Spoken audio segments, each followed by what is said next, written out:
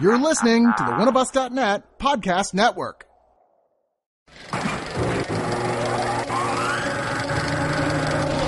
Something's coming.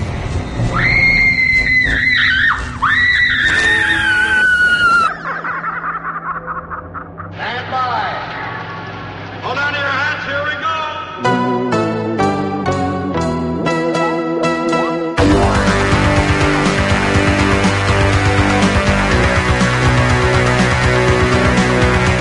Welcome to the Screamcast, episode 132. I am Sean DeRager, and with me is Brad Henderson.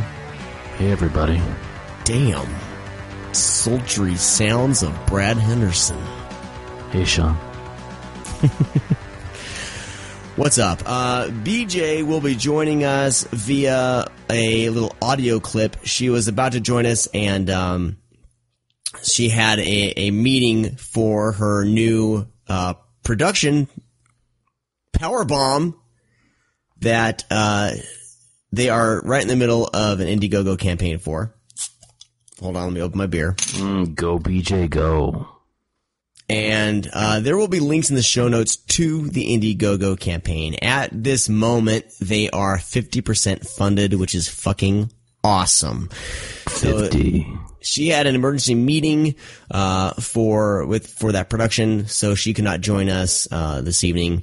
But she is going to be giving her "What's on Your Doorstep" segment, and I will be splicing that in. Sound good?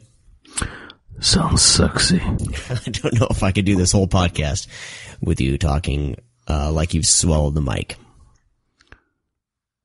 Got those panties wet, Sean? Yeah, well, I need a drink. I need to drink a nice cold beer to cool myself down. Yeah, that sounds about right. Thank you all for listening. So we'll be doing What's on Your Doorstep, of course. We will be talking about the movie Demon Seed, and we'll also be bringing you our stream screams with Lawnmower Man 2 and our video Oh My God with Homewrecker. So all that coming up. Damn. And, yeah, so sorry, my phone, the text messages are going crazy. Caught in a family group text message. You need to turn that shit off for the Screamcast, Sean. If you're listening and want to tweet along, follow us at Scream_cast. All of our other social media links are over at thescreamcast.com, as well as other articles and awesome stuff. Most recently, Brad, you had your VHS cover series. You posted that.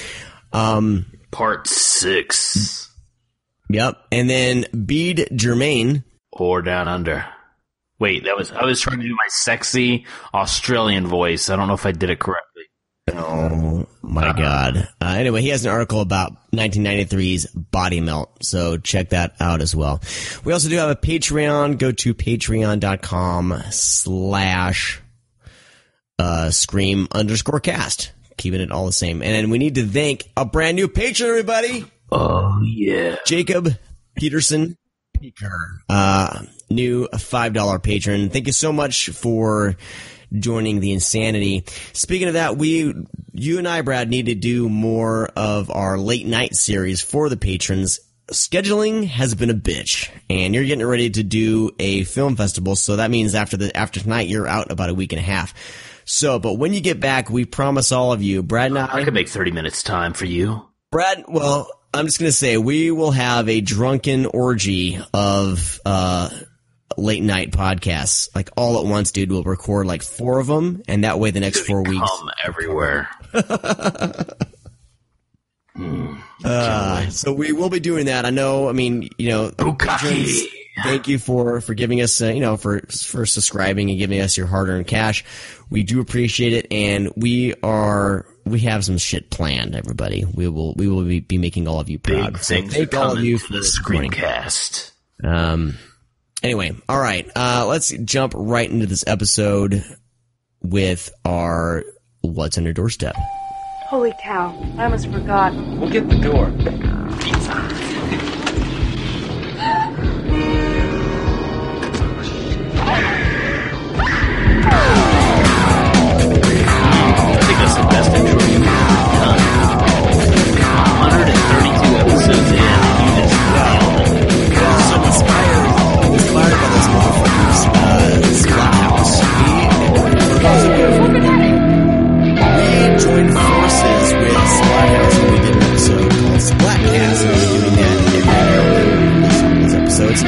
is being edited right now, and God bless Jim who's doing the editing, because there's 7 of us in one podcast, and they're doing, because theirs is a very produced podcast, the Splathouse podcast is. So it's like a Splathouse episode on steroids with 7 people all talking over each other all at the whole time. So I do not envy Jim and all the work that he's doing. And so we will let all of you know when that comes out. Follow, what is it? Is it Splatcast on Twitter? Splatcast. And it's not the one that was created after ours. Either. There was another Splatcast created after ours based on Nickelodeon shows. That's so amazing. All you have to do is look for the 7 beautiful faces of our show. I mean, we have a hell of a good looking team. That's all I'm saying. It was a lot of fun to record that episode. It was a blast, but man, that sounds like I honestly, from thinking back, I can only think that it sounds like a fucking shitstorm. No, you know what? Mike D did a hell of a job moderating and keeping. He really did a bang up job. And it's gonna be a lot of fun. So stick around. Keep your eye on our Twitter feeds for that. It will be showing up both in our feed and the Splathouse feed for you all to listen. So we're not doing a separate goddamn, podcast feed. So we'll keep it simple. Keep it simple here at the Screamcast. All right, let's jump right into our what's on your doorstep. Like I already did. Like I said we're doing that. Yeah. I only got a few. Do you want me to go first, or you want to go first, Brad? What's up? You can go first, Sean. I'll let you have the floor. Okay. First flick I watched, and this just came out this week, is M. Night Shyamalan's newest film called Split. Now, I know a lot of people like to drag him through the mud. You and I, Brad, have talked about him, and we actually appreciate most of his filmography. There's a few of his, that I don't like, but I think as a whole, like, he's been trying to kind of get his juju back. And he had a film called The Visit, which I did not care for, and then I loved, and you loved, and then most recently he had the film Split, and starring James McAvoy, and you did not like it. I actually had a lot of fun with it. I really dug James McAvoy's performance. There were a few segments that I thought were pretty thrilling and intense, and it's a modest budget. And I think most of his films are modest budget anyway, but After Earth and Last Airbender? Not those ones. He's back. He's getting back to more of a lower budget. Right. So I think it's a good return to form. Is it no film's perfect, but is it a step in the right direction? Did you say no film is perfect? No film is perfect. Have you never seen Harold and Maude? Why do you got to be bringing up my list of shame, Brad? Why got to be bringing that up? I'm just saying, like, there are such thing as perfect movies. Well, yeah. Well, this, I think, is a fun genre exercise. I think he's finally getting his legs back. I did like it. I saw, I can see where there were some things, that people would criticize it for, but I think it's a good return to form for him, especially considering his recent track record. So if he keeps moving in this trajectory of, getting better and better, like I think that'd be great. There is, there's really no gigantic twist in this one. Everyone says stick around for the end. I think that would have been better as like a post-credit sequence myself. For those of you who've seen it know what I'm talking about. But if you're curious, I think it's worth checking out. At least I would recommend it as an enthusiastic rental. What do you think, Brad? Okay. Enthusiastic rental? I think most people will like Split. I did not. I do like that M. Night is getting back into kind of his roots, in his origins when he first came onto the scene. Because, I mean, I really do love Sixth Sense. I love Unbreakable. I came around on Signs eventually. I still think The Village is bullshit.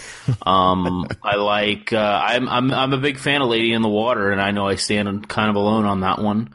I've never seen After Earth. I've never seen, Last Airbender. I love The Visit, and, I did not like Split. Did you mention The Happening? Oh, I fucking hate The Happening. So he's up and down for me too, but yeah, he's a hit or miss. But I tell you what, I will never turn away an M. Night movie. Yeah, I do still get genuinely excited for his films, even if the films I haven't seen. Like I know this sounds really shitty as a critic, and for viewers that listen to us and trust me. But I could seriously say I'll probably never really get around to watching The Last Airbender or After Earth. No. I don't feel that serves any purpose in my life whatsoever. Because those are big studio films that he got wrapped into. Like, right. And I think right, he works best on a budget, like a small budget, and letting him do his own thing, like cutting. Because obviously, I think Blumhouse is a very, very good outlet for him, because they're definitely just going to let, hey, you want to make a movie? Here's some fucking money. Go make your movie. Yeah. He's not tied down. Like I think even with the Signs in The Village, he was getting too big at that point.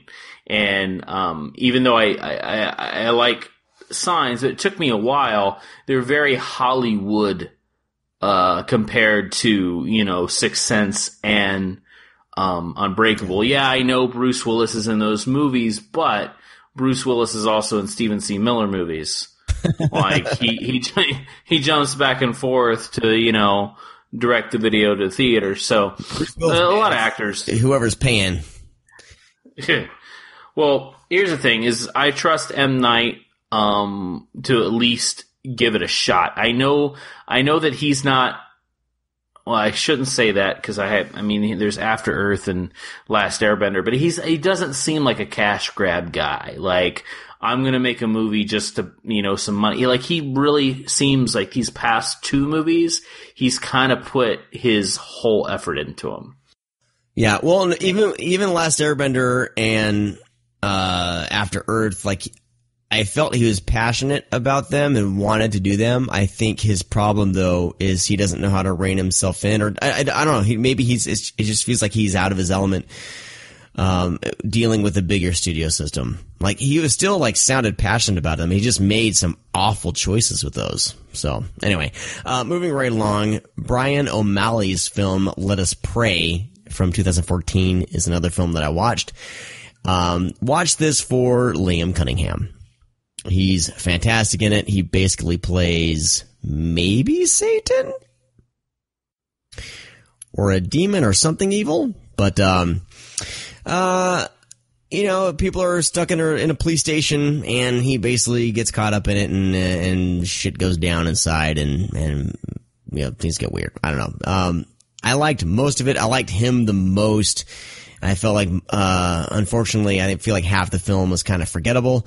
But like I said, Liam Cunningham playing this character 6 in Let Us Pray, like, he has some great lines in it that I just loved. I wish the rest of the film was on the level that Liam Cunningham was on. And you guys know him from Game of Thrones, and I don't even know what else he's been on. He's one of those actors, whenever I see him in a film, I'll at least watch it for him. He's memorable, but that movie's kind of not very good at all. Which we talked about before. I talked about on a Fantastic Fest episode. Yeah, I'm not going to spend a lot of time on it. It's not good. If it's on Netflix and you have got a good soundtrack, pretty good soundtrack, and I don't know. There's potential. It just doesn't It's well made. Doesn't live up to its full potential. Right. Yeah. It looks good. Yeah. All right. Moving along. I watched Martin Scorsese's latest film called Silence. And those of you who know me, hear me talk, I do, I love things like a serious take on faith and Christianity and things like that. I think that Scorsese, when he is playing in the realm of like Catholicism. I think he's always brings an interesting perspective to it. He did so with The Last Temptation of Christ, and he always mentions Catholicism and things in his films is very personal to him. But this film about these two Jesuit priests that go over to Japan to basically be missionaries, and at that time in feudal Japan, basically Christianity and spreading its message was against the law, and you could be put to death if you didn't renounce your faith. So there's a lot of things going on in this film. It's very well made. It's a slow burn, but it's brutal as hell when it comes to the violence that happens to these missionaries. Played by Andrew Garfield and Adam Driver. Liam Neeson is in it as well. But and just a fantastic Japanese cast. People that you've recognized from other films. I wrote this down and I can't find it, but oh gosh, a Japanese director is in this. God damn it.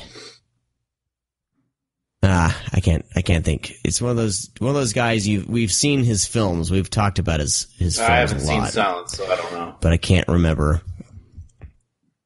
Yeah, well, I mean, I wish it would come to my brain right now, but it's not. But it's a very well made film if you're interested in the subject matter at all.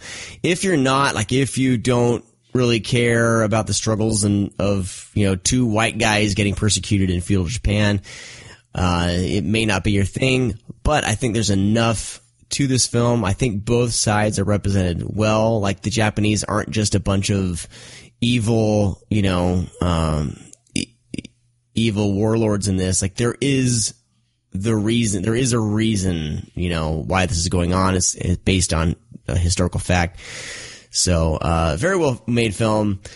And I would love to see Scorsese do like a samurai flick after this, cause it is pretty good. Pretty damn good. And a lot of people, depending on your background, I think would take away a lot. It'd be interesting to talk to different people who've seen this with different backgrounds, and because I think everyone will take something away from it. So that's Silence. Next up is a sci-fi film that got a lot of shit when it came out. It stars Chris Pratt and Jennifer Lawrence. It's called Passengers. Oh, Michael Sheen's in it, I guess, too. I don't know. Oh, yeah, he plays the bartender robot. Lawrence Fishburne makes an appearance. It's about a guy who wakes up on a vessel that's transporting thousands of people to a new colony in a different planet. They're all in hypersleep, and what they do is they basically sleep for like 90 to 100 years to make it to the new colony, and they wake up and they start their new lives in this new colony. Well, one guy, Chris Pratt's character, wakes up early because there's a collision with an asteroid field or something like that. During the film, Jennifer Lawrence's character is awakened as well, and that's where a lot of critics started complaining about how she wakes up. And I think if you actually watch the entire film and pay attention, I think that's dealt with. I think people kind of got on their soapboxes a little bit and complained about that plot point. But to me, it was dealt with. Did Chris Pratt do a very good job of kind of portraying that he could maybe be a creep? Maybe not. Maybe a better actor would have had more weight to it. Same thing with Jennifer Lawrence.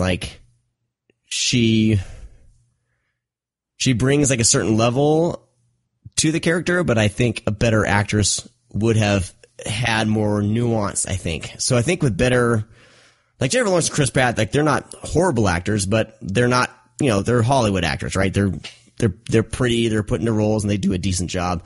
I think a couple of more intense actors or better, maybe character driven actors, I think would have done a better job, and people wouldn't have trashed it. But if you like sci-fi films, people were saying this is like Space Titanic. It's not.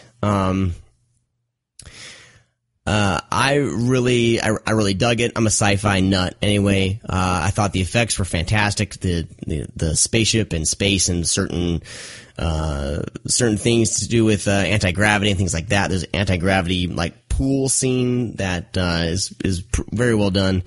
So if you like sci-fi, I would definitely say give this a shot. It's in the vein of like, I don't know. Like say like the movie Sunshine and WALL-E got smashed together into a PG-13 film. Like that's kind of the aesthetic I think you'll find in it. But I liked it. I don't know. Apparently, according to Twitter, I'm not supposed to like it because I'm supposed to be mad at Chris Pratt's character. But I don't know. Like I said, that is dealt with in the film, and it wouldn't. There would be like no tension if she just woke up by herself. That's all I'm going to say. All right, passengers, check it out. I would recommend it as a rental if you like sci-fi. Next is a film called Don't Kill It, starring Dolph Lundgren. It is okay. I don't know. Dolph Lundgren plays a vaping demon catcher. Because the whole premise is, you talked about this, Brad, on the Fantastic Fest episode.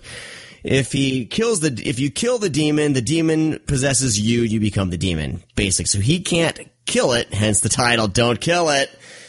And so he has this big net gun, and he is basically this guy from like Louisiana Bayou by way of Sweden who incessantly vapes on this contraption and tries to catch the demon. Like, it's fun seeing Dolph Lundgren in a genre film, and he's obviously having a blast doing it.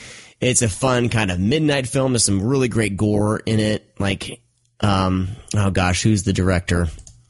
Come on. Mike Mendez. Yes. Mike Mendez, who did Big Ass Spider, and he's done a couple of other films as well. So, like, he's obviously having fun here, operating within, a budget, and the only things that grated me were, like, the rock soundtrack, like the generic, like, metal rock soundtrack, and just, like, the sound design of the demon scream just annoyed the hell out of me. And, I don't know, it's a fun little time waster. I'll probably never watch it again, but, if you're bored one night, it wouldn't, you'd probably get a lot out of it. I've seen it 3 times. I love it. I know. I can't believe that. It's fun. Everybody's having a blast. But that's the thing. Goofy. Like, I feel like that's part of my problem sometimes is you see these movies in kind of more amped up settings with, people. You're all in this together. You're at Fantastic Fest. Everyone's having a blast. Everyone sits down and everyone, has fun with a film. So do you think there's a little bit of that going in there or no? And I think the next movie I talk about may prove this wrong. I saw Split at Fantastic Fest. It was the secret screening. People went apeshit. I fucking hated sitting there. I wanted to get up. Let Us Pray. Everybody was fucking cheering in the audience. I fucking hated it. I wanted to get up. Wow. I saw Don't Kill It in the theater. Everybody was fucking going apeshit, and I was going apeshit as well. All right. I screened it at a little marathon that I did, because I do these marathons every 4 months with some friends and stuff. We have, anywhere between 6 to 10 people come, depending on, because you can't really get the same people in a room every 4 months to watch, 16 hours of movies. But I screened it at 8 o'clock, 8 a.m. I took a chance on it because I always try to open with something that's goofy and kind of I don't want to say throwaway, but sometimes a throwaway film where it's okay, this could be fun. I don't have to really pay attention, that hard. I can just sit and enjoy myself. And past marathons. I've opened with like goofy stuff from the 80s, like The Stabilizer. Opened with Raiders of Atlantis one time. Hansel and Gretel Witch Hunters. The Purge 2, stuff like that. And everybody really enjoyed Don't Kill It. We laughed and made fun of it, but I think that's the whole charm of it. It is a campy movie, and it is a friend, like it's a friends movie. Like it's fun to watch with a group of people. But I agree with you to an extent, but for maybe some people, half, maybe more than half. But to me, I can watch a movie by myself and kind of still have the same reaction. I don't let because in a way, deep down, what I hear when you say that, and this is, I'm not accusing you of this, I'm not accusing anybody of this, but this is how I translate that, is that the audience made me like this movie. Yeah, and that's not my intention. I understand, but that's what I hear. So I don't think that's true. I do think people can be swayed because they don't want to be against the grain. But honestly, I don't give a fuck. So I'm like, all right, I didn't like it. I'm not gonna, just because I know the director or associate myself with him on Twitter, I'm not gonna. Now, I will say a lot of people do that. I've seen it happen. I've seen that shit happen. I've seen people not like a movie in the theater, but then, like, for some reason when it comes out, they, like, are all over it trying to suck the director's dick. So that was sexist of me, because I just said that all directors are men. Son of a bitch. Or pinch the titties. I'll say that too.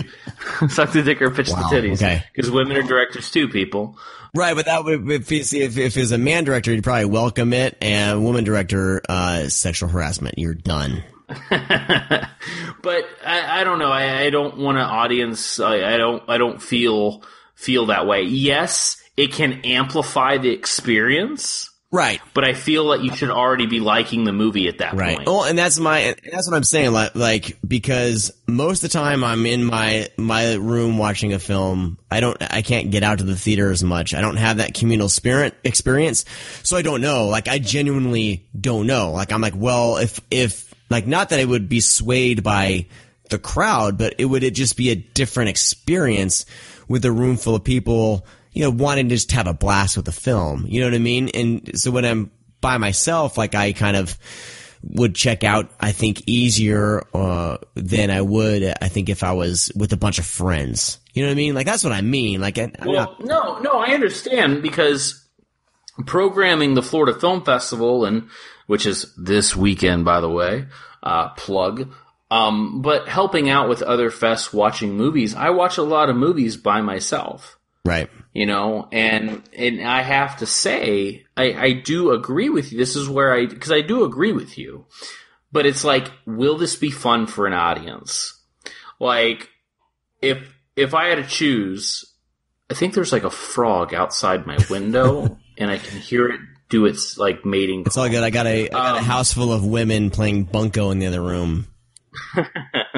But like, all right. So example, like, if Don't Kill It was passed across my desk, would I play that? Or would I play,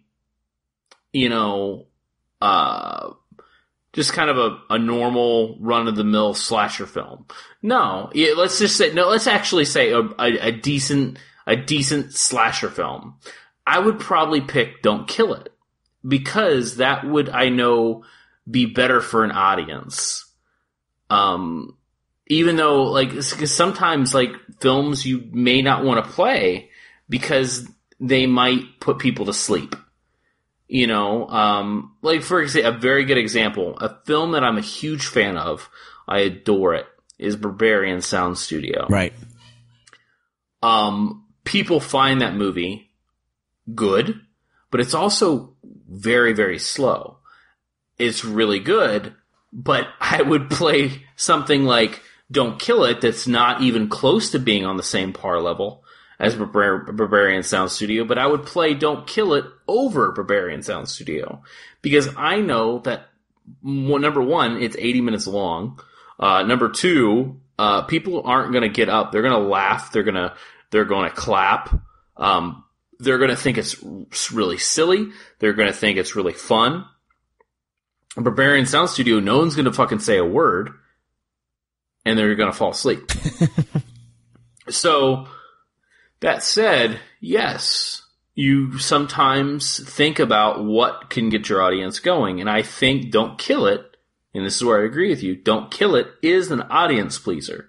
But I don't think the audience chooses whether people should like the movie or not, and that's where things happen sometimes, because I think people think that they need to like it in order to fit in, and that's not true. Gotcha. People, stop doing that. And it happens, and people are like, oh, no, I make up my own mind. You'd be fucking surprised, man. I see it happen all the time. Oh, and it really It really upsets me, because I'm like, I sat next to you in the fucking theater, and you didn't like the movie. But like 6 months later, for some reason, you're like all about Don't Kill It now. You got to keep them screeners, Give me bro. a break. Got to keep them screeners coming. Yeah, but anyways, moving on. In this next movie, I'll go over this again. All right, and finally, this just came out on streaming, and it's going to be coming out on Blu-ray via Diabolic, and it's going to be on DVD probably at Walmart. But I watched The Void. This is directed by Jeremy Gillespie and Steven Kostanski. Half part of Astron 6. And this is about... there's five people in Astron 6. Okay, so, my math's bad. So 2 out of... Do your fractions. Fractions are hard. 2 out of 5. 2 out of 5. 2/5. Jesus. I do math all day at my job. Let you bury yourself. My brain is not thinking. You do math good, Sean. I do math so good. I'm the best math. I'm the best math doer. Okay. Only the best math. Anyway, so this is about people basically trapped in a hospital, similar to Let Us Pray, where people are trapped in a police station. But we have a police officer, a couple police officers, and some hospital people, nurses, I guess, and a doctor, trapped in a hospital with a group of mysterious hooded people outside, and strange shit starts going down. So I had heard a lot about this film. I'd heard a lot of mixed reactions to the film. Some people were praising it. Some people didn't like it. Some people were kind of meh regarding it. I'm like in between. Like, I really love a lot of aspects of the film, but the things that I love about the film don't have anything to do necessarily, I guess, with plot or character. So that's the wrestling match that this film has had with me. I think there are some really great practical effects. I think that there are some scenes from, I guess, would be Inside the Void that are done practically, and they look really, really good. The ending of the film is fucking epic. It reminds me of, say like movies like The Beyond or whatever, things like that. It ends like The Beyond. Yeah, it's a safe. Spoiler alert. Sorry. That's not necessarily a spoiler. Yeah, totally same aesthetic as The Beyond in that ending. But there's a lot of good in it, and I can tell like they're talented in what they do. I just feel like the plot of the film is a little bit of a mess. I don't know if I can really tell you exactly, why things are going on. I don't know if, I don't know. I didn't really latch on to any of the characters. Like, I think all of them were assholes, pretty much, except for one, and she doesn't really hang around very, very much. So, I don't know. I have very mixed feelings on the film. Like, it's super ambitious, so like Jeremy and Steven, like I really have to give them props for at least attempting something this ambitious. I'm almost wonder if it was more ambitious if they just bit off more than they can chew, or if they're, I don't know, like would things have been different with, a little bit of a bigger budget, I don't know. So there's a lot that I really love about the film, design-wise and effects-wise. I think the plot and the character are a little bit of a mess, but it's enough for me to go on like more of the positive scale than the negative as far as overall judgment of the film. So I say if you're curious, definitely rent it. Don't spend $22 to buy it from Diabolic. If you're unsure, if it's a blind buy, don't spend that much money on it. I would say rent it first. If you rented it and you really dug it and you want to hear the commentary and see a documentary about it, spend the money. Get the Blu-ray, or I think the special features are only on the Blu-ray. But get it and own it and love it. Like it's it's not my place to tell you what to think, but like for me it was hit or miss. Like I'm unsure if I would spend $22 on the Blu-ray. I probably wouldn't, I think a lot of people that aren't going in expecting much from a horror film will enjoy it. I think because here's my thing is that I absolutely adore everything that Astron 6 has ever done. I was fully supportive of Steve and Jeremy's separation kind of from Astron 6. Matthew is in the film and stuff like that. But it is kind of their own venture taking a note on a serious horror film. I helped with Kickstarter for Fireman. I helped with the editor. I helped with The Void. My name is in the fucking credits of this movie, and I still do not like The Void. I don't know. I think with me, I may be a little unfair with it, especially after talking with Sean today. Or yesterday about it, because I think what my thing is this was my most anticipated movie of last year. Yeah. Like, ever since I remember seeing their hearing about it, first of all, and then them going live with the Kickstarter and promoting the Kickstarter and seeing their proof of concept trailer that is way better than the movie. And just going from there, I remember like hearing in the background, this is a guaranteed program for Fantastic Fest, and I didn't see it. And I was just so fucking amped. And then they announced it, and I knew it was going to happen, but I was fucking ecstatic. I was like shaking in the theater when this thing started. And then I'm just sitting there, like it starts off all right, but then I was like, wait a second. What the fuck is happening in this fucking hospital? Are we going to talk the entire fucking time about people's issues and problems? Right, yeah, they spend way too much time with the characters in the hospital. Like, it serves no purpose. Like, I don't mind talking movies, of course. Right. It didn't do anything. Like, what the fuck are you talking about? Are you talking about your fucking problems? Like, there's fucking people hunting you down outside. There's fucking creatures on the loose, and you got to talk about fucking who's trusting who. Give me a fucking break. I don't know. It's just like I think they really need. I think this is something that focus more on structure of your movie. Because I think honestly, what it feels like, and I obviously don't know if this is true, but I feel that so much got wrapped up in the presentation and trying to do special effects, and they thought maybe that would pace the movie a little bit better. I think the movie's just badly paced. I don't think any of it's really bad. I just think that it's just very poorly paced and uninteresting with the characters and choices of who's who and what says what. So I think it's definitely some script issues in there. I will say, as far as a Kickstarter film goes and a practical effects film, it's head and shoulders above Harbinger Down, which for me, that was like a fucking letdown. Like, I spent $40 on it, and when I finally got the Blu-ray, I sold it. Ugh. That was a disappointment. But yeah, I mean, I understand.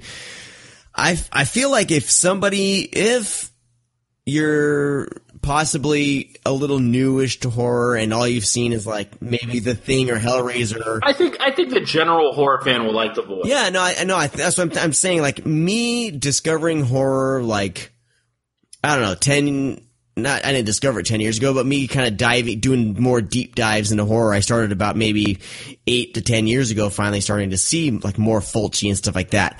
Before, I hadn't seen much of those films. If you're like I was then and you saw this, you'd probably love it. And then you would want to discover all these other films that inspired it. Like, that's what's the one good thing about The Void is I think if you're wanting to dive in more films like this is a fun movie to watch and then try to discover then discover for yourself its influences. If you're already aware of all the influences of The Void, you're gonna have a hard time, like, I think, really getting into it. So it's kind of, I don't know, like, it's hit or miss for me. I think, like I said, for me, there's a lot more to love than not to love about it, because I look at things more from a creative, like, design and sound design and visual effects. I look at movies through that lens more than necessarily the writing. So that's always going to give me a little more, I'll give a movie a little more bonus points as far as that goes. But that's just me. But I think it's worth checking out, at least worth renting, and then make your decision. Yeah, I mean, everything we're talking about is worth renting. Yeah, I feel like it's a strong stepping stone for them as filmmakers. And I feel like if they joined forces back, like, I think Harbinger Down was a film that was directed by a special effects artist, and that he had never really directed a film before. I feel like if Astron 6 re-teams and decides to do, like, tries to do like an evolution from The Void, like another kind of serious-minded horror movie, I think they would have a home run. Because I think them as a team, like you and I talked about this off the show, like you mentioned this, like them as a team work very well together. And I think if you look at like the editor, and that was done for more comedic effect, but there's a lot in the editor that would be incredible as a straight horror film. Like, they have the chops. I feel like they just, all the ingredients possibly weren't right for The Void. So anyway, we've talked a lot about The Void, but, it's out. You're able to go see it. So a lot of people have been asking about it. If you're curious, rent it. That's going to would be my advice. And let us know what you think. Let us know, I have a friend who absolutely adored it. And he sent me like this long Facebook message like, dude, you got to see The Void. Have you heard of The Void? So, and he loved it. So that's great. I'm glad people are finding stuff to love. Like, as a whole with that film. Oh, so, hey, I want people to like it because they can make more movies. Yeah. Just that movie's not for me. Nice. All right. Here I am talking about shortening up this segment, and I've blabbed for a long time. Yeah, you did a really long time. Hey, I'm just giving the people what they want.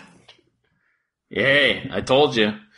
All right, so first up, in not the order that I'm looking at right here, I got around to watching Slasher.com. Oh, boy. Yeah. Don't call your movie.com anything.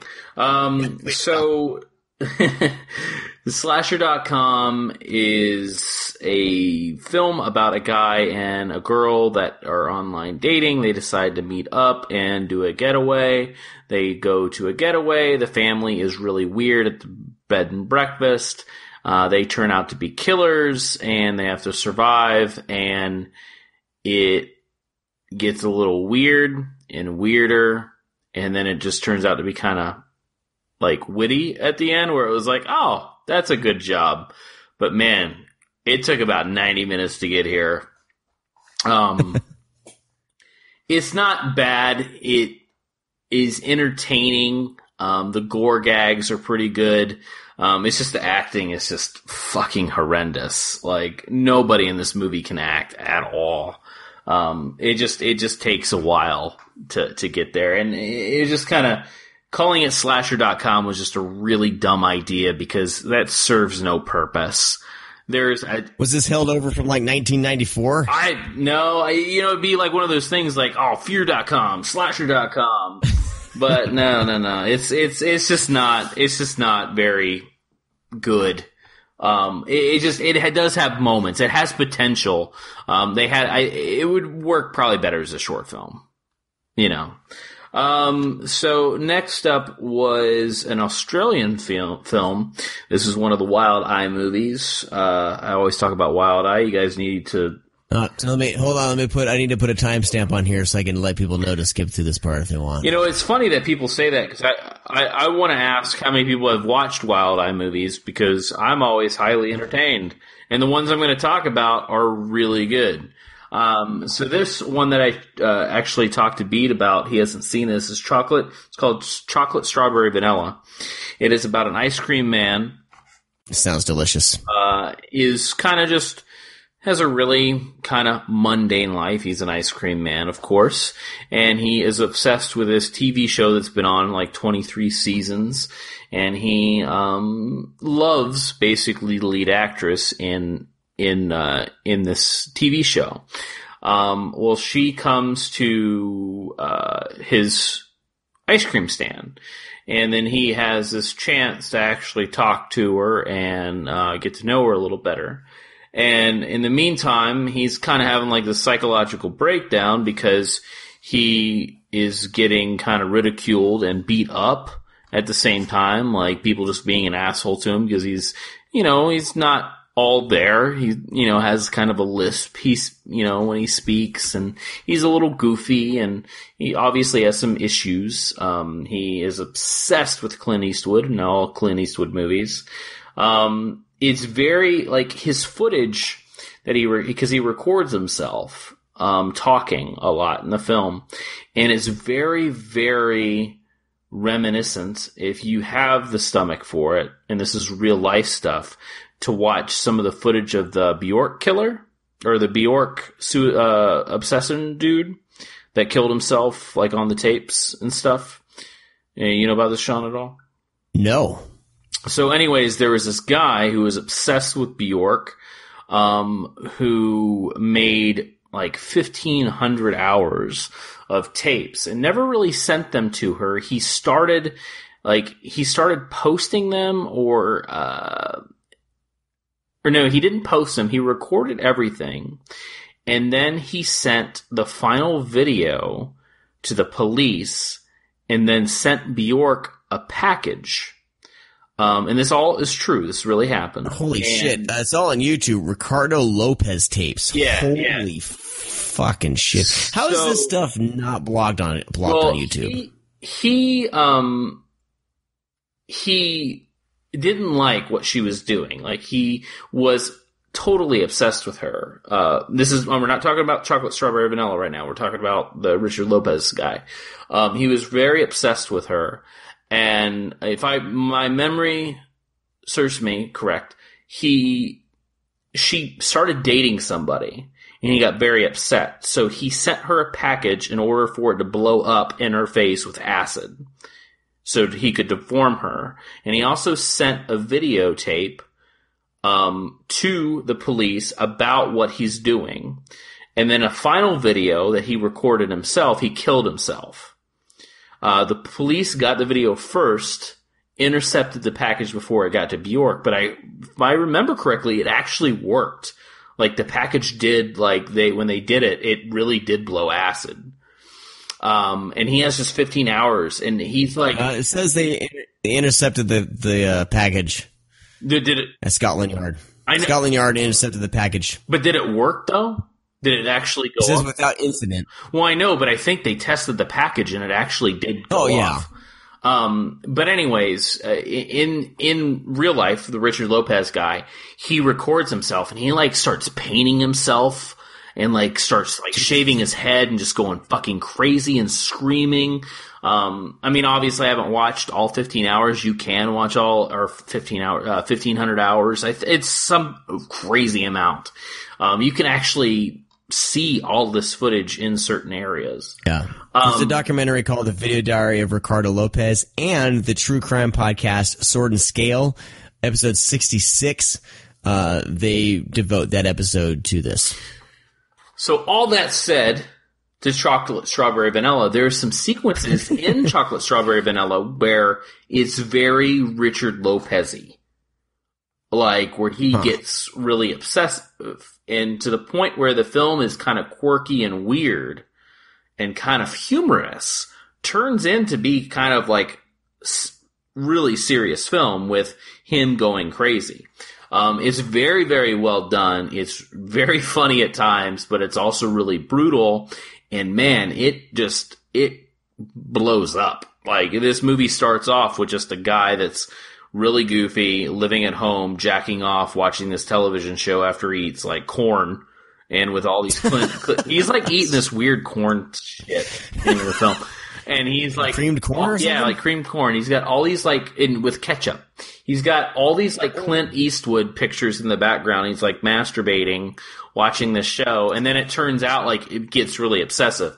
I really liked it. I highly, highly suggest Chocolate Strawberry Vanilla. And if you like Australian horror, this is definitely something for you guys.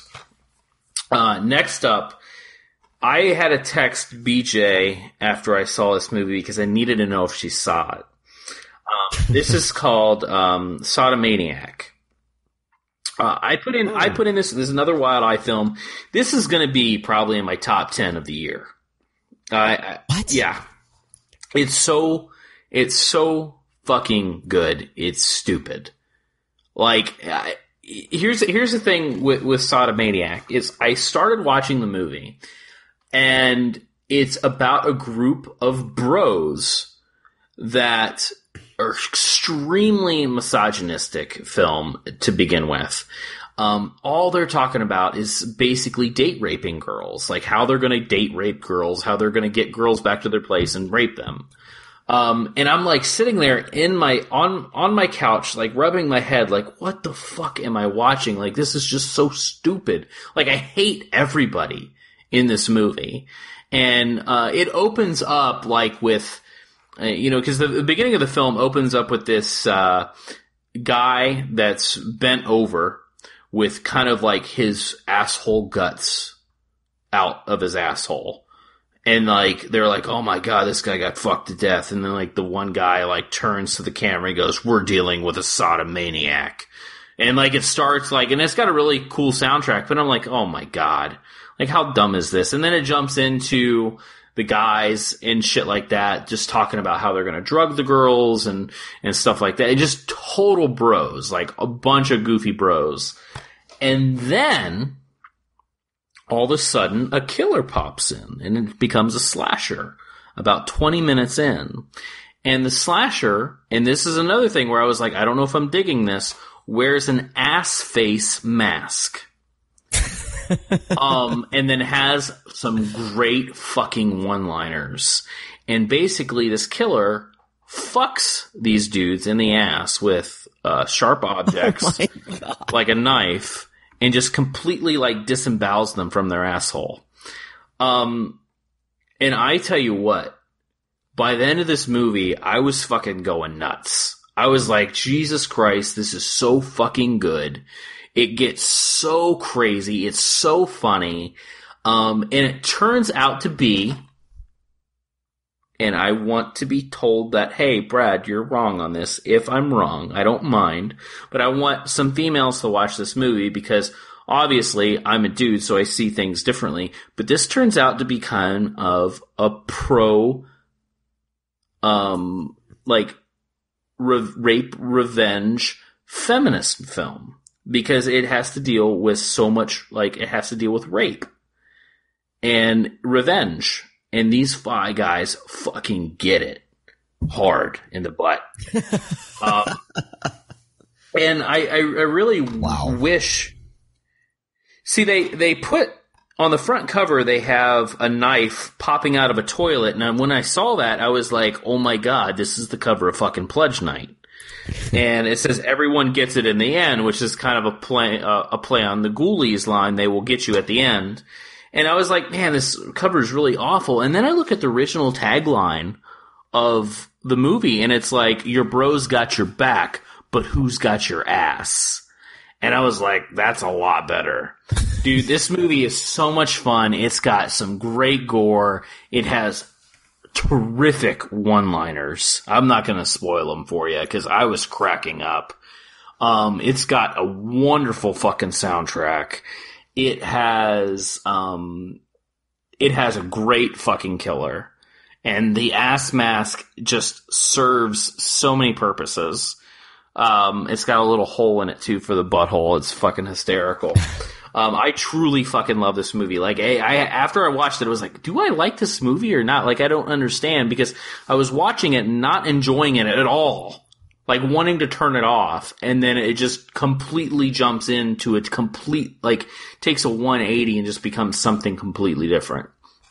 But yeah, I truly love Sodomaniac, and I highly suggest it. The synopsis says a group of degenerate serial date rapists have the tables turned on them when a masked killer begins to hunt them down one by one and killing them in the most painful, degrading way possible.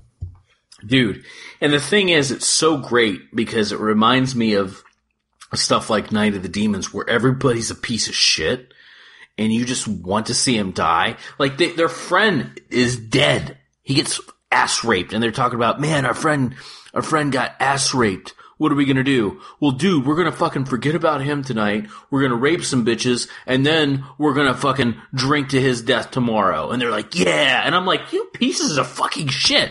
Like, but, and I was hoping that it meant, like, something was gonna happen. Like, because I don't want to watch these fucking serial rapist dudes, like, just talk about it and be disgusting and then just die. I want a purpose, and the movie has a purpose. And that's what I liked about it. How does the killer see out of that mask? He sees out of the butthole. That's just one little hole, though. Dude, it's a big hole. So anyways, I highly suggest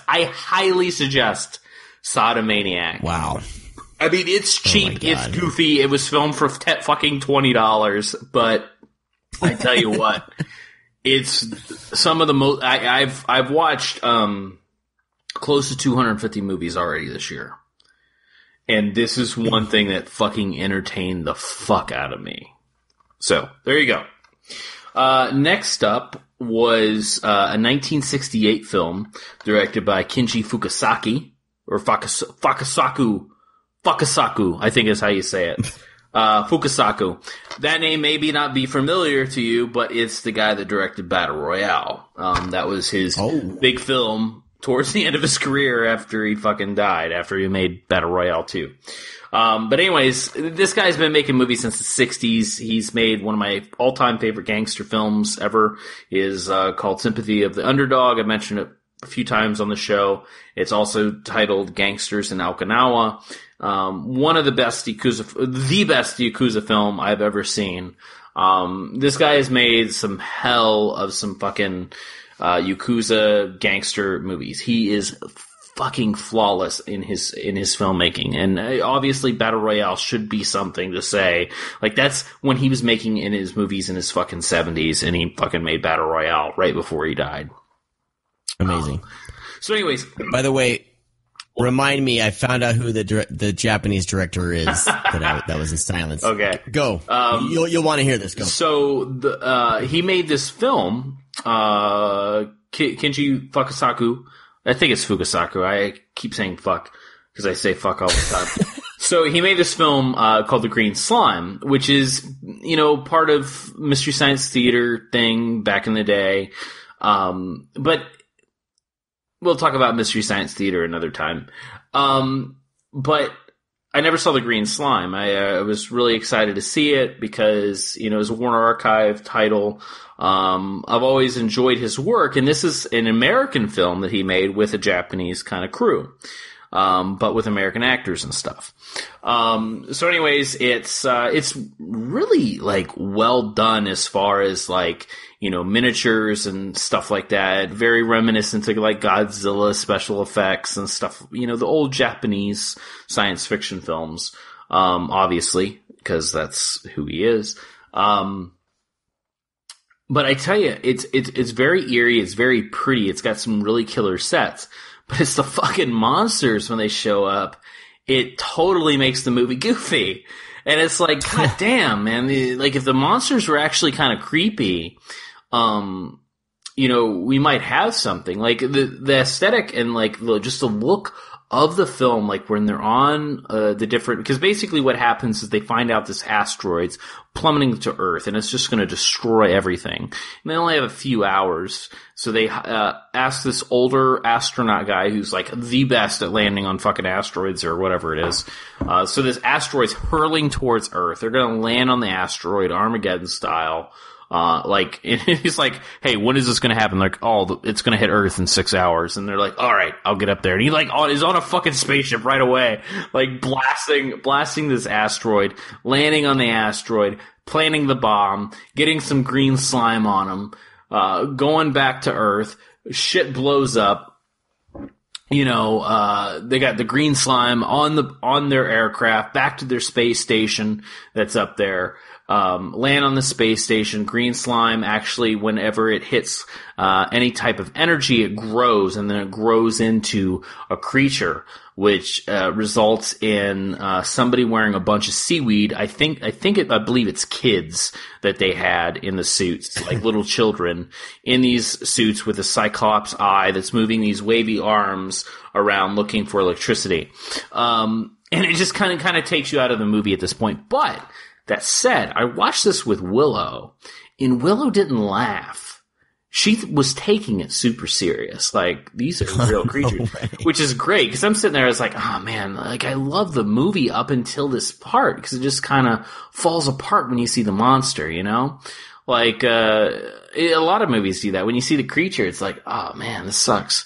Like, I tell you, Dark Was the Night, or whatever it was great until the fucking creature shows up, you know? Dear God. So you had to bring that movie up. I bring it up a lot.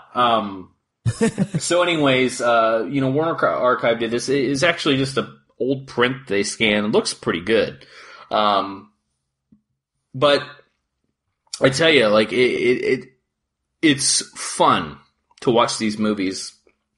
I like creature features and stuff from the 50s and 60s, even though they might be, you know, like Tarantula or the Black Scorpion, stuff like that. They have, you know, a real, spider, but they just like blow it up and they mirror it over like a canvas, and so it looks like it's big, but it's not really touching anything and the shadows are off. But, at least with this one, it was more, you know, practical.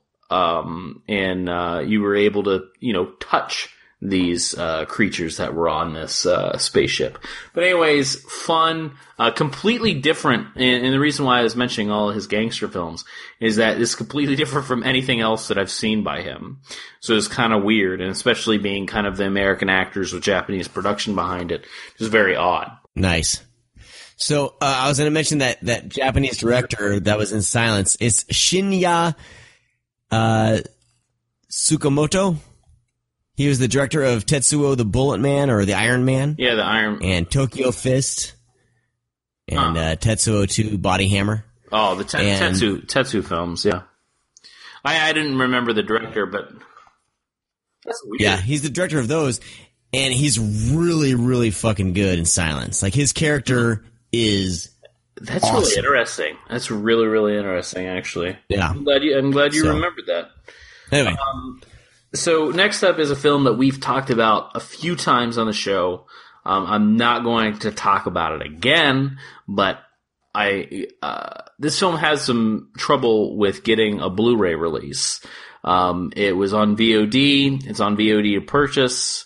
You can order a made-to-order burn Blu-ray from Amazon. Or you can get the Australian UK. I believe this is Australian. I want to make sure I'm right. Oh, shit. Don't be a bullshit artist. You are completely correct. Monster Pictures has released that. So anyways, Monster Pictures released a legit Blu-ray of The Greasy Strangler that is fucking, like, ridiculously stacked with fucking special features. I've heard that the Burn Blu-ray does not have much, if at all, any special features. Fuck BDRs. This thing has interviews with the director, with all of the stars of the film, extended scenes, kind of their advertisements that they did for online publicity, which are hysterical, by the way, and just a shit ton of interviews. It's a 2-disc set, and it's in this really odd pink cover, but it's it actually says Greasy Down Under 2-disc deluxe edition on the front. So yeah, it's Australian. But I was wanting to own this because I really am a big fan of The Greasy Strangler. I own it on VOD, but I wanted a Blu-ray of it, and I didn't really want to pay $25 for a Burn Blu-ray because of the shit that's happening with Draft House Films. They're not releasing it in a legit way. So do you have any insight into that? I don't know if I'm allowed to say. Damn it. Let's just say Draft House Films won't be releasing any more movies. Fuck. Right. Which is, it's not a bad thing. It's just kind of switching gears. It's getting bigger. It's already erupted. Just watch for Colossal when it comes out, because that's what's happening. All right. Next up is another Warner Archive. This is one of the Blu-rays. Got around to watching Val Guest. I'm a huge Val Guest fan, so this is a film that I thought I saw when I was little, but I get so many of the fucking dinosaur films confused from like the 60s and 70s. I don't know what the fuck I watched when I was little. Anyways, this is when dinosaurs ruled the earth with Victoria Vetri, who is Hottie Tetrati. Jesus Christ, man! I need to get this Blu-ray. Man, you beat me to it, man. I'm going to be watching this one soon. I thought she is so just for her. Pretty. She is ridiculously pretty. So anyways, this is not the PG-13 version on the Blu-ray, which I thought they would put this out there a little bit more, that this is actually the what would be R-rated version of When Dinosaurs Ruled the Earth, because there is a near rape scene, there is a sex sequence, and there is a lot of nudity.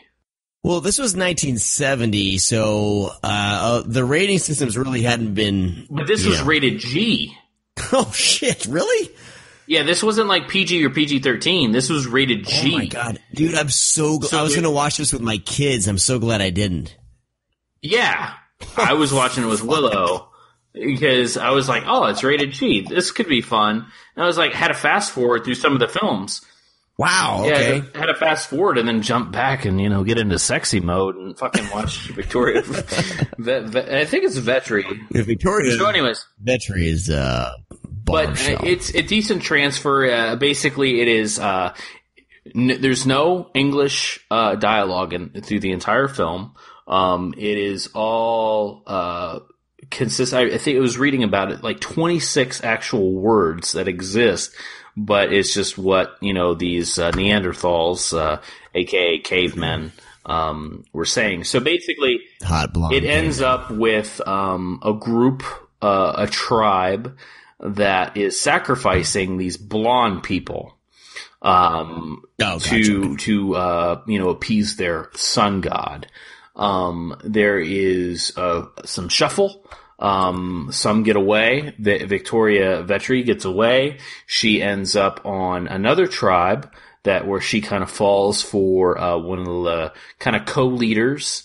The other tribe that she came from meets up with the other tribe and basically describes that, hey, this is bad news. We need to kill this, girl. So they all go on a hunting, safari thing for her. Meanwhile, this guy that she kind of falls for is like, this is kind of fucked up with what we're doing. Meanwhile, no dialogue's being said, so you kind of have to just figure this out for yourself, which was really fun, by the way. No, I'm being serious. It was legit fun and entertaining to, see how well on-screen directing can make you follow a story, which Val Guest is really good. If you haven't watched, Cat People or The Weapon, I highly suggest The Weapon as a drama he did in the 60s. But Val Guest is a great director, and watching him be able to do this with only 26 non-English words is great. It's just gibberish. And you kind of pick up what they're actually saying.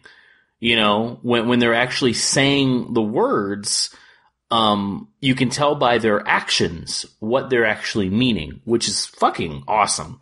So anyways, she ends up with a small dinosaur, a baby, and Frenzet ends up being kind of her co-pilot.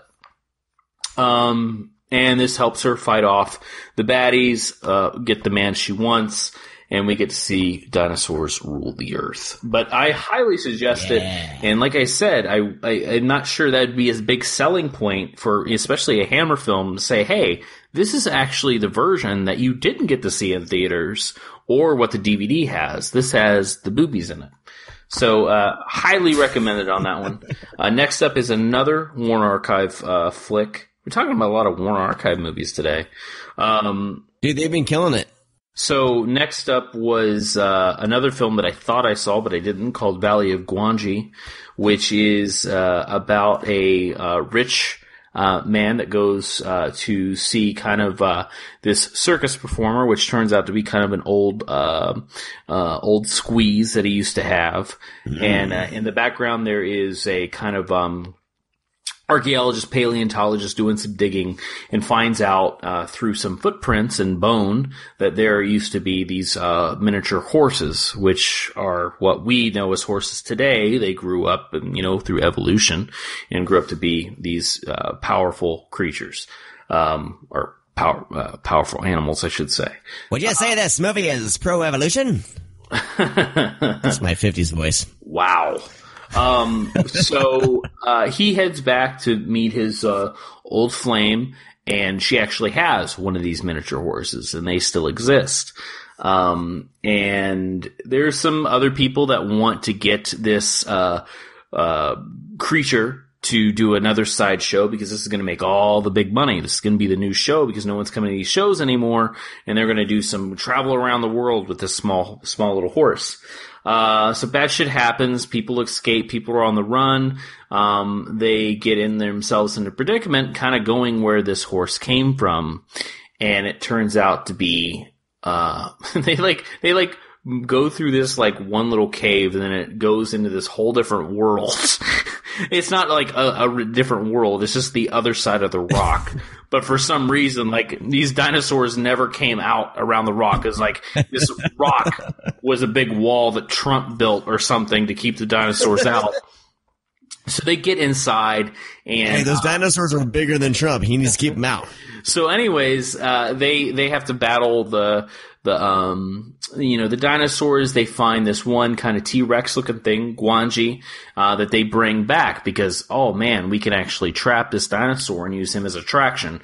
It total goes King Kong on you. It's the exact, then it becomes King Kong, because they go back, they have it on display, shit happens, and it's like, what the fuck? But my favorite part of watching this is I watched this with Willow.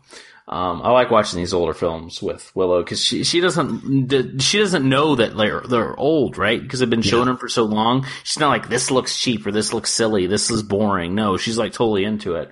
And throughout towards the end of the film, she's like, I don't feel bad for the dinosaur, or I don't feel bad for I don't feel bad for the people. I want them to die. She's like, the dinosaur's the good person. She's like, if they never captured it, none of this would happen. And then we're supposed to like everybody's cheering that the dinosaur is getting hurt or they're winning. And it's like, no, you fucking captured a creature that is not going to react well in chains.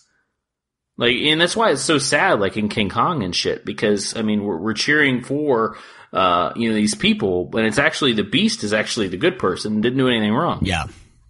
All right, moving quickly. I got three more. So next up is this film I've seen. I've watched this twice in the past 48 hours. I watched the original camera negative, and then I watched the never before seen pre-release version of The Driller Killer, Abel Ferrara's film. I watched this years ago. And somewhat enjoyed it, I thought. And then I was, Arrow put it out on Blu-ray, so I was excited to jump back in. Holy fuck, man, this movie is so good. Oh my god. This is Abel Ferrara's first film, right before he did Miss 45 a couple years later. Wow. So it's about a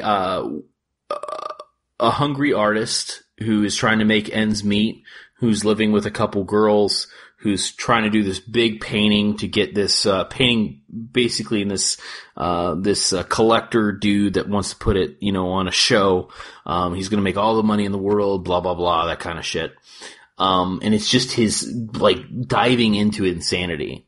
So Driller Killer is a horror film. It is an art house film. It is a punk rock movie. It's very dirty and sleazy. It has a wonderful soundtrack. I mean, this movie is perfect for anybody that just loves kind of the DIY, go fuck yourself, we're making a movie in New York City attitude. Abel Ferrara had a band, so he puts this punk band that's in the film that's just playing music all the time. It's got this weird synthy soundtrack. It gets really fucking brutal because he's drilling in people's foreheads with a drill. Is he drilling and killing? He's drilling and killing, man. Oh shit! But I tell you what, man, I was trying to talk like Abel Ferrara there for a second. Cause the special features, he's, obviously still alive, and he's still that New York fucking, I don't give a fuck attitude. Yeah, I made a movie, man. I don't really give a fuck. It was fun, me and the guys, we made a movie. Go fuck yourself. It's still that, I love his attitude, and that's what it just pours into this movie. And it wants to, they made a movie because they wanted to make one. They just got done doing a porno, and then they wanted to do this, and they didn't know what the fuck they were doing. But Abel Ferrara, I guess he didn't know he was going to be such a, kind of a prolific filmmaker, making these really sleazy, fucking dirty movies, and these iconic movies that, what we have today. But I watched the 4K restoration of the original negative, and then some friends came over the other night, and I was like, man, I want to watch this pre-release version too. So I put it on and we watched it. And I mean, as soon as you open up here, I'm going to open it up. As soon as you open it up, the pamphlet on the front says exactly what the film says. As soon as you hit play, the very first frame says this film should be played loud. And you fucking crank up your stereo system, whatever you have, your sound bar, your subwoofer, and you turn this fucker up. It's got such a great synthy soundtrack. It has some great punk music. It has some ultra-violent gore, or ultra-violent that leads into fucking heavy gore. It's fucking great. A fucking plus, 100%. One of my favorite, nice. Probably going to be on my, Blu-ray releases. Next up, won't spend too much time on this either because this is a very, very, very, very well-known movie. This movie's been released 150 times on Blu-ray over the course of the past 2 years. It's Fright Night. Eureka is finally one of the last ones to put it out. I've watched The Twilight Time, the 35th whatever year anniversary re-release. I've watched the German Blu-ray. I own that because at times I couldn't get the 35 or 35th year anniversary, so I bought the German one, and then you gave me the Twilight Time one, and then I was like, all right, what's up with this new Eureka one? This is the 4K restoration version. Oh. So out of everything I have, I will say Eureka has put together the best looking transfer. Damn them. Still has a lot of special it's actually stacked with special features, new interviews and stuff that's not included on the Twilight Time release because I think still the Twilight Time release is pretty bare for what it was. I think there's the Ryan Turek, Tom Holland thing, that was Ryan Turek and Chuck Russell for the Blob. I don't think Fright Night has too much now that I think of it. But this has all, like, a bunch of new interviews with the cast and crew. The picture is fucking crisp. It looks good. It's way better than Twilight Time in the German release. So Eureka did a bang-up job on... and plus it's cheaper. So there you go. But Eureka is a company I guess we don't talk about a lot that's kind of up and coming. They're hitting it harder recently. They're doing Masters of Cinema films. They have, I talked about Roxanne a couple shows ago. They got some Jackie Chan films coming out. They're doing the Blue Lagoon, coming up. They're killing it over there in the UK. So that's kind of Arrow's competition, I think. They release a lot of, definitely. They release a lot of stuff that's been on that you would think would show up on Criterion. What movie was that? Damn it. I most recently, I had bought a film and then of course, like a month later, Criterion well, I tell you what, announces it. I own, I've been buying Eureka titles now for a little bit. I have a few. Just because, they were always just there, but then I realized that they're fucking putting a shit ton of work into these releases. Oh yeah. All their transfers are 4K. Yep. They're doing these fucking thick booklets. I mean, these fucking releases are legit as fuck. And so now I'm blind buying fucking Eureka titles because I know that I'm gonna win. And here we go with another one. No, they're good. Like I said, I always kind of considered them kind of the Criterion of the UK because they're a UK company. And this is definitely Arrow's competition over there, 100%. Totally, yeah. So this one coming up, this is an older film, so it's kind of slim on special features, but they do have a thick fucking booklet about the history of the film, and then Baz Luhrmann, we're talking about not about Fright Night anymore. Baz Luhrmann does a huge, interview about this film, because obviously this was a big inspiration for him. And I'm going to preface, before I talk about this movie called CoverGirl, which is a musical, I'm going to preface how I have felt about musicals. I did not ever like musicals when I was younger, when I was in my teens, and probably up until maybe a couple years ago. I was not into musicals. As soon as I heard it was a musical, I would fucking run. I did not want to see it. I don't like them then. And then on a blind watch, I don't know why I watched it. I watched this film called 8 Women, which is kind of a Clue-esque musical about 8 women in a house that sing and dance because they're all trying to figure out who killed this guy upstairs. It was very intriguing to me, and I really, really loved it. So you should check that out. I think it's called 8 Women. And then for one year at Fantastic Fest, there was this film called Tokyo Tribe, which I've mentioned on the show. It was on my top 10 discoveries. I stayed away from because it was, this one was a foreign musical. I was like, oh, no. I have already done that. I did enjoy the French one, but I don't really want to watch this 2.5 hour, Japanese musical. I was fucking dead wrong. It's one of the best movies ever made.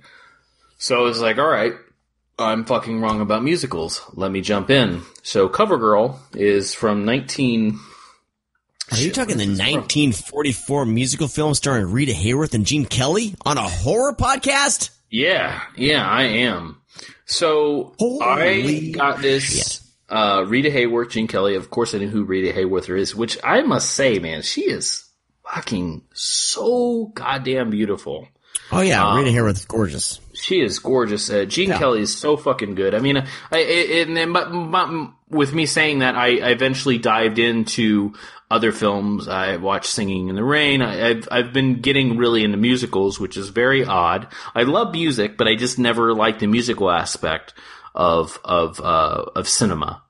I think it was done better in the late 40s, early 50s than modern. So but that's what I've ordered so many fucking Warner Archive fucking musicals. It's been stupid. So get ready for Brad's musical horror or musical segments on this horror podcast. So anyways, 1944, Rita Hayworth, Gene Kelly. This is released by Eureka Entertainment, 4K restoration. Looks fucking fantastic, by the way. Jesus Christ. Rita Hayworth is kind of a singer at a lounge that's run by her boyfriend, who's Gene Kelly. There's an audition to be on this front cover of this magazine, and basically, if you get this front cover of this magazine, you're going to be king shit. So all these girls that are singing at this club go. They try to kind of sabotage Rita Hayworth in doing so. Kind of in her audition, she kind of fucks up. They're going about their ways. The guy who runs the magazine goes to one of these shows where these girls are working at this nightclub, and he sets his eyes on Rita Hayworth, and he's like, that's the girl. And they're like, what? We did an interview with her. She's fucking terrible. And he's like, no, that's the girl I want. And then you find out that he was in love with this girl that looked almost identical to Rita Hayworth. And he's like, do you know who this is? And I was in love with this girl. She looks like you. Was it your mother? And she's like, no, my mother can't sing, but she's like, my grandmother could. And then he finds out that Rita Hayworth's grandmother was the girl that he fell in love with. Now this guy's old and he doesn't try to do any skeezy stuff. He just is, wants to kind of get to know her because she's passed away now, but he feels like he missed something in that exchange that he wants to maybe give her. So she has this opportunity to be this star, but she won't do it unless basically she wants Danny, who Gene Kelly is, basically ask her to stay or tell her to go for it. And Danny just kind of like he can't speak up for what he wants. He wants her to be successful, but he also wants to marry her. But he just never asked her to do anything, so she goes about what she's going to do, is be this big star. And that's kind of where it unfolds. But I tell you, the musical numbers, some of the stuff between, there's this dance sequence when they're eating oysters at this bar between Rita Hayworth, Gene Kelly, and I believe it's Phil Silvers. And he's the dude with glasses. That's Gene Kelly's best friend in the film. And they just do this fucking amazing dance, like from inside the restaurant to outside. I mean, it's all a big movie set, but still, it's that aspect of getting in the street and dancing. But I tell you, man, it's very charming. Rita Hayworth is great. Gene Kelly's so fucking good. And this is kind of where I slack. Like, people always say, oh, Brad's intimidating. He knows a lot. I don't. That's Brian Sauer. Brian Sauer knows everything about every genre ever. It's incredible. And Elric Kane, the Pure Cinema podcast is so great. Those guys know what they're talking about, beyond me. And I'm getting into this stuff. I'm newly, cause I still haven't experienced a lot of stuff. So this is something where I'm diving into, which is new to me. I've never dove into musicals. So it's this is coming from a newbie on this end. Certain people, this might be old news. But, I tell you, it's beautiful, it's charming, it's cute, it's really funny. And I tell you, totally worth whatever this costs on Amazon. I think I got it for $18. And as I'm saying, Amazon UK? Yeah, I got this on Amazon UK. How much is it now? I don't know. Oh, but anyways. I'm not on Amazon. Okay. But anyway, if I was, I'd be spending way too much money right now. I just bought Valley of Guanja or whatever, and I just quickly closed the tab. Like, damn it, Brad. No, you got to get When Dinosaurs Ruled the Earth. Are you getting both? No, I already own that. Oh, okay. So, Eureka is going to be one of these that we're going to be talking about a lot because, I mean, I knew they existed, but I didn't know how good their releases were. So I've dumped a couple $100 in Eureka Blu-rays recently. Yeah, they're solid. Like, you know, like if it's not out in the US yet and you just sick of waiting, like, and they have it, like, buy it. Like, they're Criterion level good.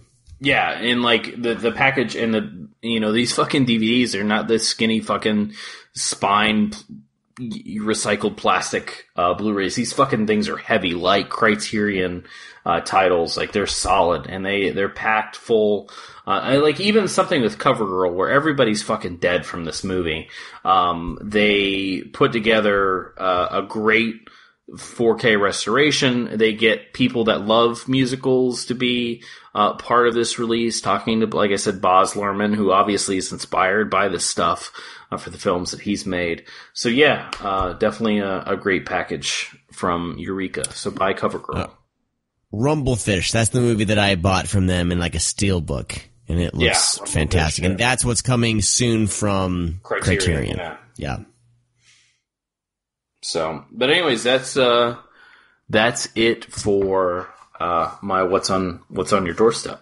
Hot damn! And and we'll be throwing BJ's segment in here too. So we threw out a little. Well, I might say shorter than yours. I covered 10 films. You covered 5. Yeah. I may fix it in post. I don't know. Brad and I had this argument, not necessarily argument, but disagreement. We haven't really argued. No, just disagreement, because I'm like, dude, this What's on Your Doorstep segment just goes crazy long. Like, and I get all self-conscious about it because, you know, like, I feel like a lot of people bitch and complain on Twitter and stuff about other podcasts and things like that. People kind of complain like, oh, this podcast takes forever to get to their main segment. But I feel like as a podcast, we get right into things right away. Like, some other podcasts will take about 30 minutes and bullshit like about their day or their week. And like, I feel like we jump right into, we jump right into like the festivities, right? Like, into our show. But I always felt like the What's on Your Doorstep segment just went way too long. So Brad threw out this poll on Twitter, and like right now it's like 89% positive that nobody wants us to cut this segment down. But it's not like a couple votes. We had 80 votes right now. That's ridiculous. And it's only been up for like 24 hours. Yeah.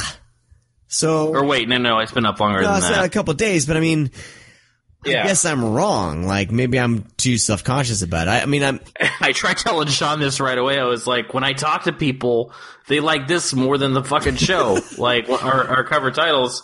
And yeah, we've had a couple people complain. I mean, obviously, some people maybe not care, but I mean, honestly, like, if you do a vote, you know, 90% it's going to be a fucking landslide. Yeah. You know, I mean, we want to please everybody, and I think this gives us an opportunity not to focus so much on horror. Like, we get to cover, you know, fucking, you know, CoverGirl and, you know, Warner Archive titles. I mean, we'll jump into this stuff, but we're trying to, you know, obviously do better with the show, construct it a little bit better. I mean, because we kind of have a, you know, we don't give a fuck attitude, but we do care. I feel like the show is always moving. Like, I've listened to a lot of podcasts that just meander. Like, I hope that we're at like least jumping into something, you know, into a segment and doing something like that's all. But yeah, I mean, so I guess we won't be cutting this down, because I was trying to limit Brad, like, all right, we're only going to talk about like 5 titles, you know, 5 titles we watched in the past week or week and a half. But Brad watches like movies like a fucking maniac. Like, I don't understand where he finds the time. Yeah. But, that's never going to happen with Brad. Me and BJ will probably only talk about a few things, but Brad's a freaking machine, and there's no stopping of the Brad train. Especially now I'm into musicals. Get fucking ready, people. Oh, man. Buckle up.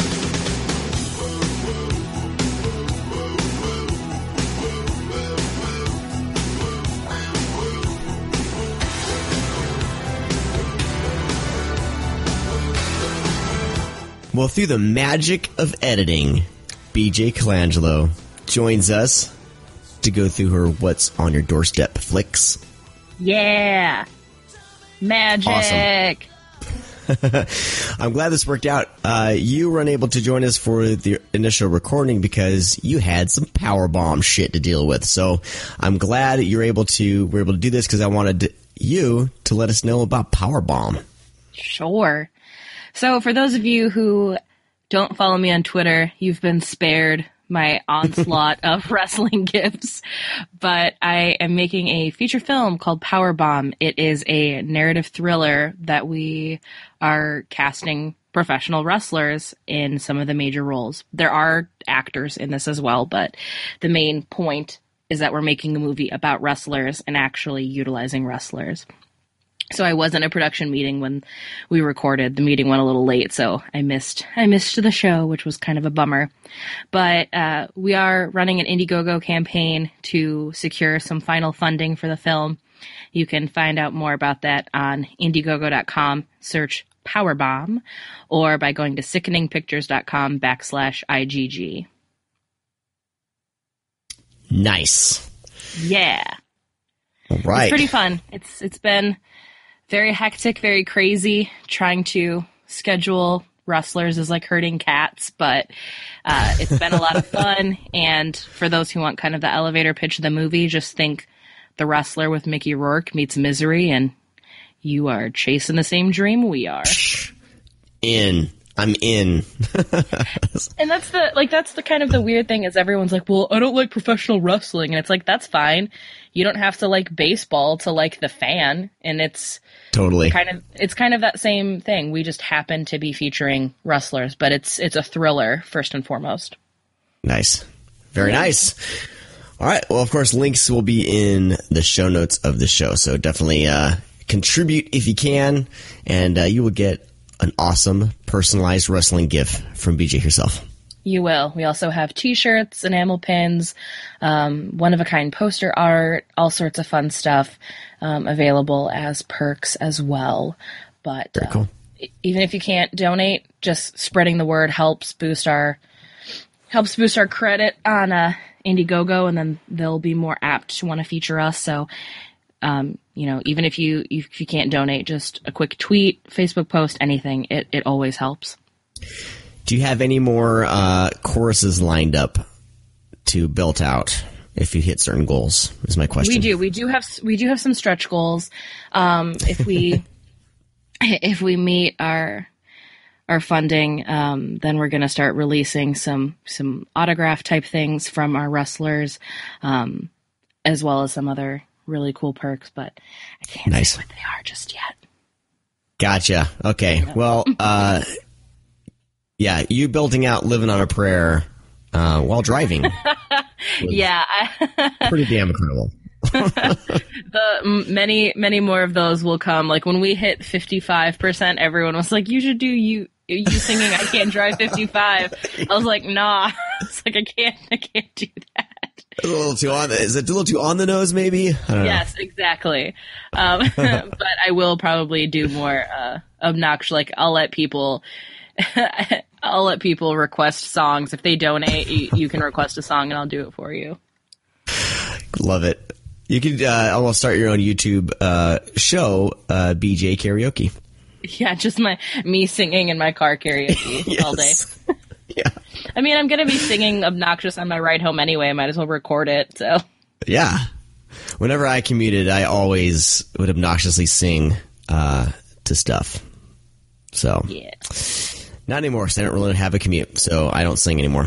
All right. So Brett and I have long-windedly gone through our What's on Your Doorstep segment, and now we are down to you. So what have you been watching, BJ?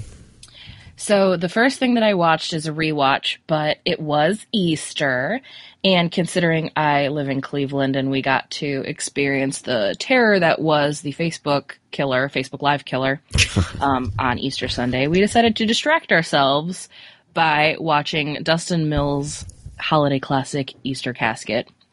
This is one of Dustin's earlier films, and it's usually not one that I promote as people's entryway into his filmography because he made it almost a decade ago, and he's gotten so much better at filmmaking since then. But I still think that it shows a lot of the heart and creativity that goes into his films. And his Peter Cottontail puppet is fucking horrifying. So it was a blast. We got to show the film to one of our friends who had never seen it, and she's never seen a Dustin movie, and she loved it. She thought it was completely ridiculous and had a blast with it. Easter Casket is available on exploitation.tv if any of you have not seen it and still would like to check it out. It's a lot of fun. There's some naked nuns in it and a really terrifying Easter Bunny puppet. So, what are some other Dustin Mills films you'd recommend for people to check out if they haven't yet? Weird is that Dustin is such a unique filmmaker in that his filmography is kind of all over the place. He has really funny, tongue-in-cheek films like Puppet Monster Massacre, but then he also has really brutal exploitation style films like The Hornet Sting and The Hell It's Caused. And then he'll have something that falls somewhere in between, more of like a gruesome thriller like Skinless, also known as The Ballad of Skinless Pete.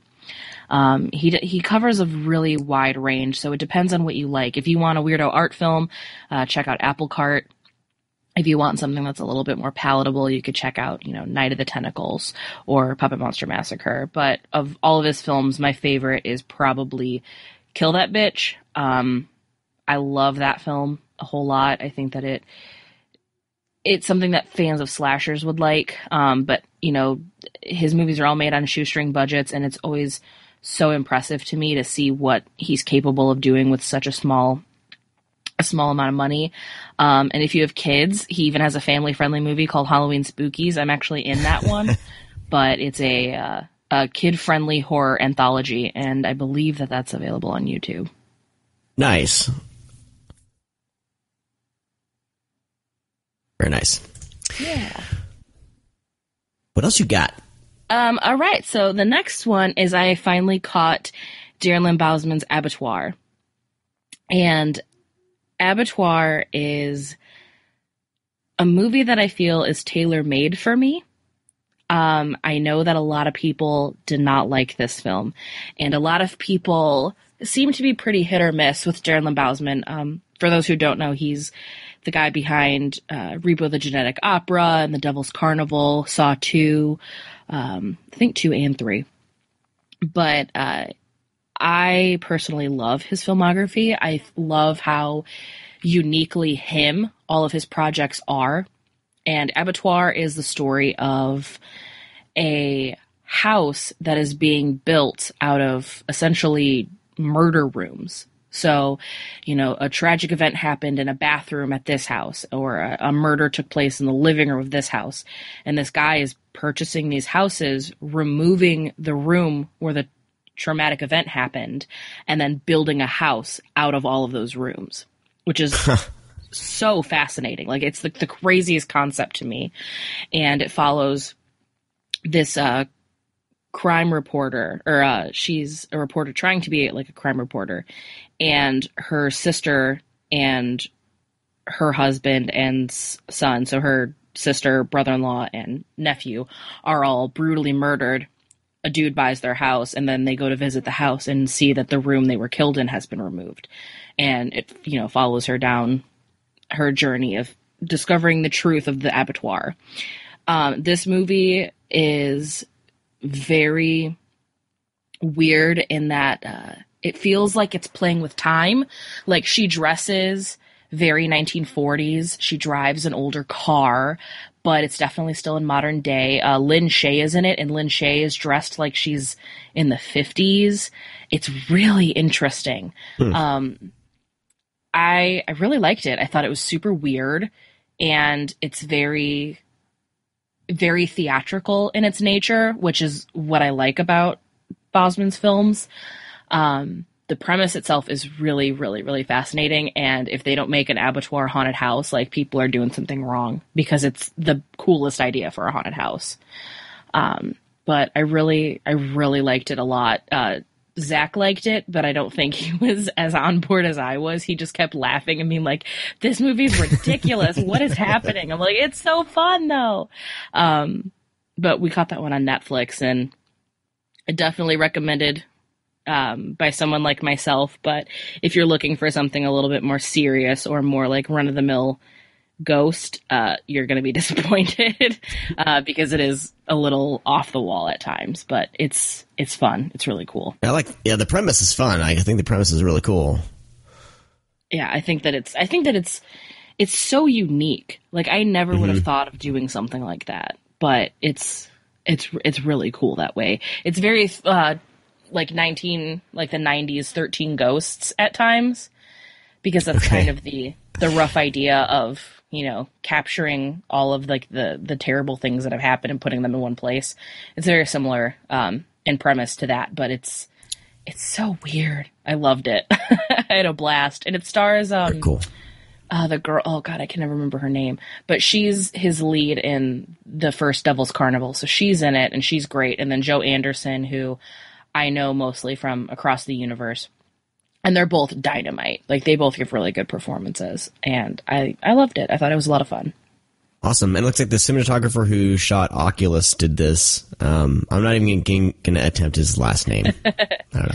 Michael F. It's on IMDb. Yeah. I'll butcher that last name.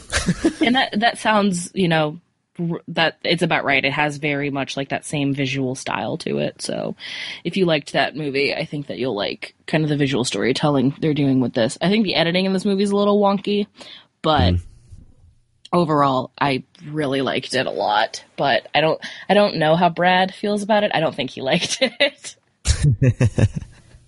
But I liked it. Awesome. Cool. Well, I'll definitely check that out. Yeah. So the next thing I watched is not necessarily horror. I would classify it as kind of after-school special horror. That's right. Brad covered a 1950s musical. So. Oh, that's beautiful. Yeah. That I missed him talking about that. I know, right? So at my wheelhouse. It's like his new drug. He discovered these old musicals, and he's like starting to watch them. So he's just falling down the hole of golden age, basically. Yeah. Well, that's fair. It has to happen to everybody at some time. But I started watching Netflix's most talked about, debated, argued series, 13 Reasons Why. So 13 Reasons Why is kind of their attempt at capturing that CW / Freeform, also known as ABC Family, kind of that like new millennial tween audience. 13 Reasons Why is based on the popular book series by Jay Asher, which is like a young adult series about a girl who has committed suicide but made a series of cassette tapes geared towards the 13 reasons or events or people that kind of led up to her suicide. Like, this is her version of a suicide note. And it is very hard to watch at times. Very hard to watch. It covers a lot of really taboo topics like sexual assault, obviously suicide, bullying, school shootings, struggling with sexuality, all sorts of shit. And a lot of interesting conversations have been happening since it's come out. A lot of people are arguing that it's exploitive. A lot of people are arguing that it's, you know, unsafe for teens to watch, or it's troubling, or the material is presented disrespectfully. And as somebody who openly defends I Spit on Your Grave, I'm clearly very pro this series. I think that if anybody has,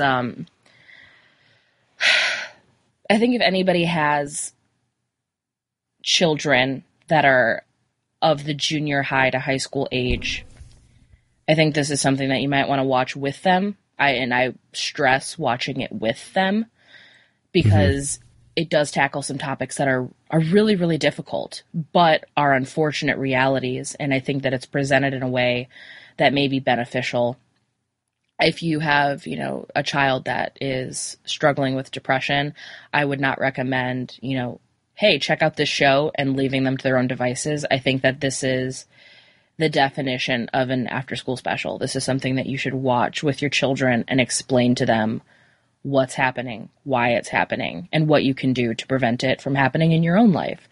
But it is very, very hard. And as somebody who has struggled both with, violent sexual assault as well as depression and suicidal thoughts, there were moments where it got like really close to home for me, but ultimately I found it to be a really important work.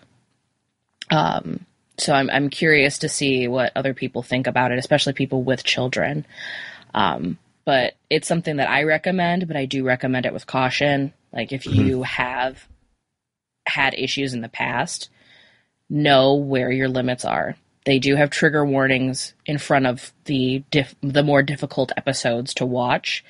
And if you're the type of person that can't handle that sort of material, don't watch it, because it's intense. It's really intense. But I've really enjoyed the show, and I have proudly been vocal about my defense of it. Nice. Yeah, I've seen a lot of people discussing this lately, and pros and cons. There's an article, I guess. There's an article about how experts think it's glorifying suicide and like romanticizing it, but yeah, I mean, this is the age we live in, though, and I like that you say you recommend to watch it like with your young, your kids, if you have like young. I don't know, what do you call them? Tweens? I don't know. Yeah. But 13 and up, because my daughter's starting to get there, and she's starting to see the different kinds of people in middle school and things like that, and different family dynamics and things like that. So this is all stuff that we're going to have to tackle. So if you're a responsible parent and you can use this as a way to bring up the subject and discuss things with them, I think that's good. I think kids need to see this stuff that's real and have a discussion with it. Now, that's the other thing. I don't know if they're trying to save the kids that are just going to turn on Netflix and watch this thinking it's a kid's show or whatever. But I think as a parent, you need to know what your kids are watching and be involved in the discussion. And so many people just use Netflix and stuff like that as just a babysitter, and they don't have any idea. Exactly, and that's exactly why I stress watching it with your children, because this isn't a kid show. It's definitely very adult. And I've read the articles that say that they think it's glorifying suicide, which I disagree with. I think that people are confusing glorifying suicide with showing what actually happens. And I think that's where the difference is that whenever we tend to portray things that are so very real to so many people, whether it's suicide or sexual assault, we tend to handle it with kid gloves and present it in a manner that is comfortable to, as much as possible. We pan away from it. So then you only hear it and you like see birds in the sky or whatever. This doesn't do that. It shows how ugly and awful and painful it is. And again, it goes back to my defense of I spit on your grave. And that's why it's important, because it's forcing you to look at it and see how ugly it actually is. And people want to call that glorifying, then that worries me into how that, like, what the word glorifying means to you. Because if seeing something for the way it is glorifying it, then that's more troubling to me than anything. Yeah. Well, I mean, like, we live in an age where, young adults or kids are broadcasting their own suicides on Facebook. You know what I mean? Like, this is going to be my kids are going to be potentially exposed to stuff a lot earlier on if they would open themselves up to that on social media. They're not jumping into social media anytime soon, but this is just the kind of the reality we live in. And yeah, I mean, I respect that people want to attack or portray this in a real way. I mean, and that's one of the points that I made in my article. So I did a Birth Movies Death did a pro and con piece. I wrote the pro side, and Meredith Borders wrote the con. And one of the points that I brought up was that when most people look at their Facebook memories on this day, they're looking at things from their early 20s or when they were in college. And my Facebook memories on this day shows up things from when I was in high school. Like, I was in high school right when social media started to explode. And I look back and I'll see the things from, 8-10 years ago. And it's these like really sad, like emo band lyrics. And I look at it and like 10 years later, I have no idea what made me feel so sad on that particular day. But I was clearly troubled and like crying up for help, and people didn't take anything I did seriously because it was just a song lyric. Like, they didn't understand the signs the way we do now.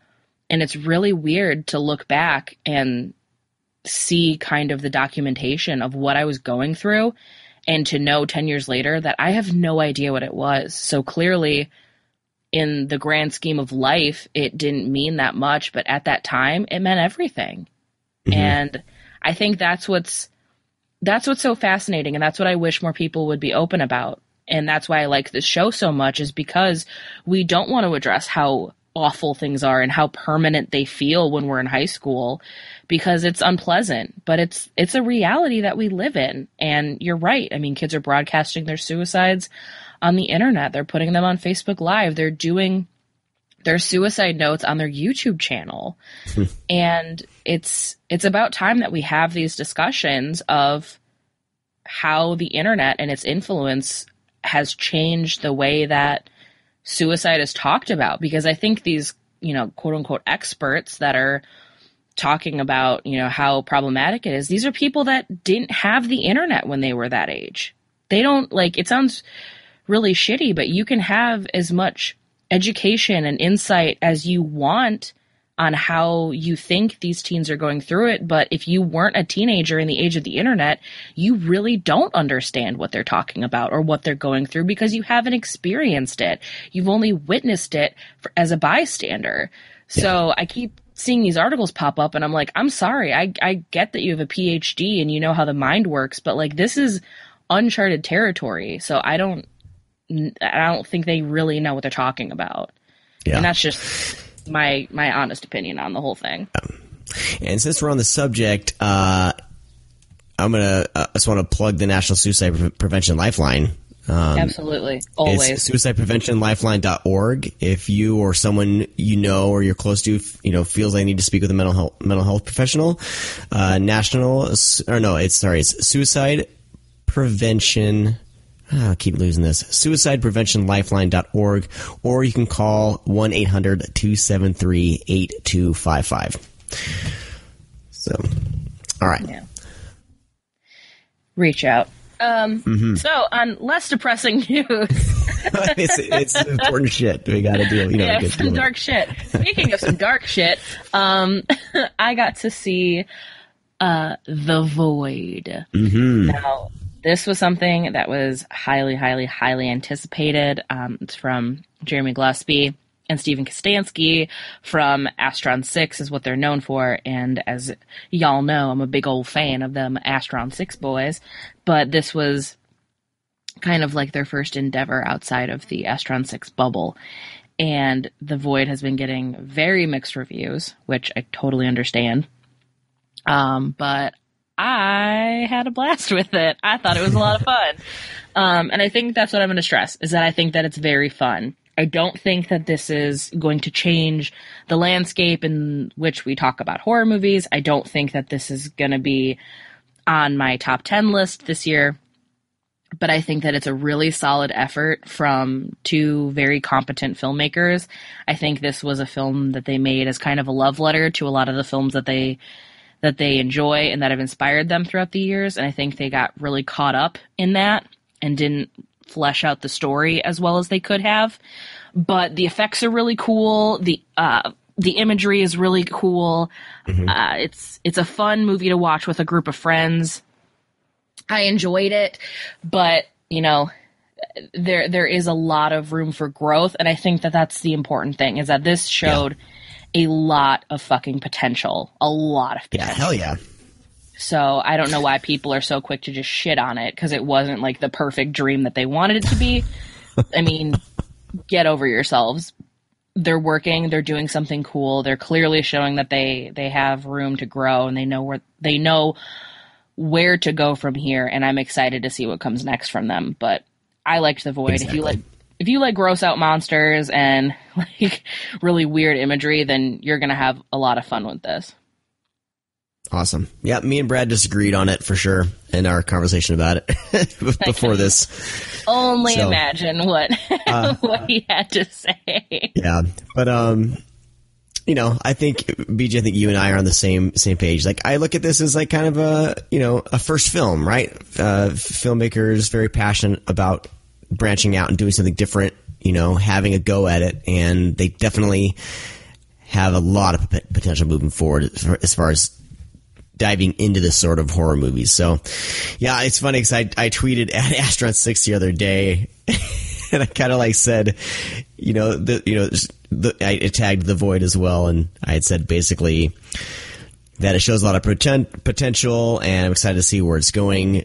Despite the hit or miss films of Astronaut 6, and of course, Astronaut 6 tweeted, they retweeted it and said, "Thanks for the backhanded compliment," and I felt like a dick. It is a backhanded compliment. I know it is. I love everything that they've ever done, and I really enjoyed this because this was kind of my first experience with them doing something that wasn't so tongue in cheek. Yeah. And I think that's. I don't know if people were just expecting it to be tongue in cheek because that's what they were used to, or what have you. I've loved everything that they've done, and I really liked seeing this venture from them. I thought that I thought this was really interesting. It was a nice departure, and I'm really excited to see what else is under their belt. Yeah. Very cool. Yeah. All right. Yeah, I gave it a hearty, rent it. Rent it before you buy, definitely. But if you love it, buy the shit out of it. Absolutely. Support what they do. And if you don't like this, then check out some of their other shit that might be more your style. Totally. All right. Anything else? No, I mean, that's really all I got. I watched Sisters with Amy Poehler and Faye. I thought that was fucking riot. I know a lot of people were like, "Oh, it's not that great." You know what? Fuck you. It's fun. I had a lot of fun with it. I'll watch anything the two of them do forever, and that includes Baby Mama. So whatever. I'm not gonna say anything different. Like those are the few movies. Like, my wife and I are on separate ends of the spectrum film wise, our tastes. But we can always come together with a good silly comedy, and if it's those two, for sure, she's down. So and we get some drinks and we watch one of those movies and we have a blast. So yeah, and it was super silly. It was super silly and a lot of fun. And John Cena's covered in tattoos, and that is so on brand for me. So yeah, I liked Sisters. Fuck it, sue me, fight me. I don't care. All right, BJ, thanks for dropping in. I'm sorry I missed it. I have to re-listen and see all the shit you guys talked while I wasn't there. Yeah, totally. We totally talked shit on you. Rude. Nah, we didn't. All right, as always, we're gonna keep plugging the shit out of this until it funds. But well, that's the great thing about Indiegogo is, are you getting whatever you make, it's not like Kickstarter where you lose all the funding, right? Yep, we do have flexible funding going on, so we get everything no matter what. But obviously, we'd love to meet our goal. I mean, we set that as a goal for a reason. Totally. I mean, you want to make the best movie you can. So please support Powerbomb. Link is in the show notes. And, of course, just go over to Indiegogo.com and just type in Powerbomb. Yeah, and if any of you have any questions about it, if you're unsure if you want to support it, I know there's been some hesitancy from some people that are like, "Oh, but it is wrestling. I don't like wrestling." Shoot me a talk. Let me try and sell this to you. Let me talk to you. Let me answer those questions you may have. I would love to all day. Awesome. Yeah. Awesome, BJ. Thank you. We'll talk. We'll talk to you at the next show for sure.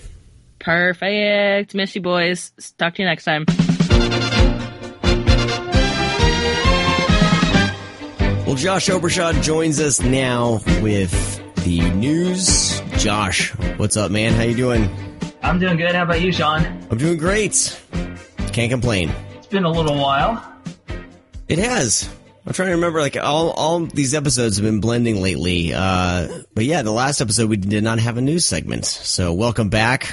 What has been going on? Oh, there's been a lot going on, and let's see if we can do this really fast. But first, before I do that, I want to quickly tell you all that, to quote Scott Weinberg and Drew McWeeny, who host this really awesome movie podcast called 80s All Over, I pulled a boner the last time we talked. I forgot to mention Arrow Video's June lineup on the previous episode. So I just want to mention... Oh, man. Yeah, I just want to quickly mention the crown jewel of that batch, which is the return to Blu-ray of Dario Argento's directorial debut, The Bird with the Crystal Plumage. Man, this thing looks beautiful. It comes out on June 19th in the UK and June 20th in the United States. It's a brand new 4K restoration. It's got the original mono Italian and English subtitles, optional English subtitles for the deaf, of course. The Power of Perception, a new visual essay on the cinema of Dario Argento. Plus, you got a new analysis of the film, new interview with Argento, new interview with actor Gildo De Marco, 6 lobby card reproductions. You got a limited edition 60-page booklet illustrated by Matthew Griffin, features an appreciation of the film by Michael McKenzie, and new writing by Howard Hughes, not that Howard Hughes, and Jack Sebro.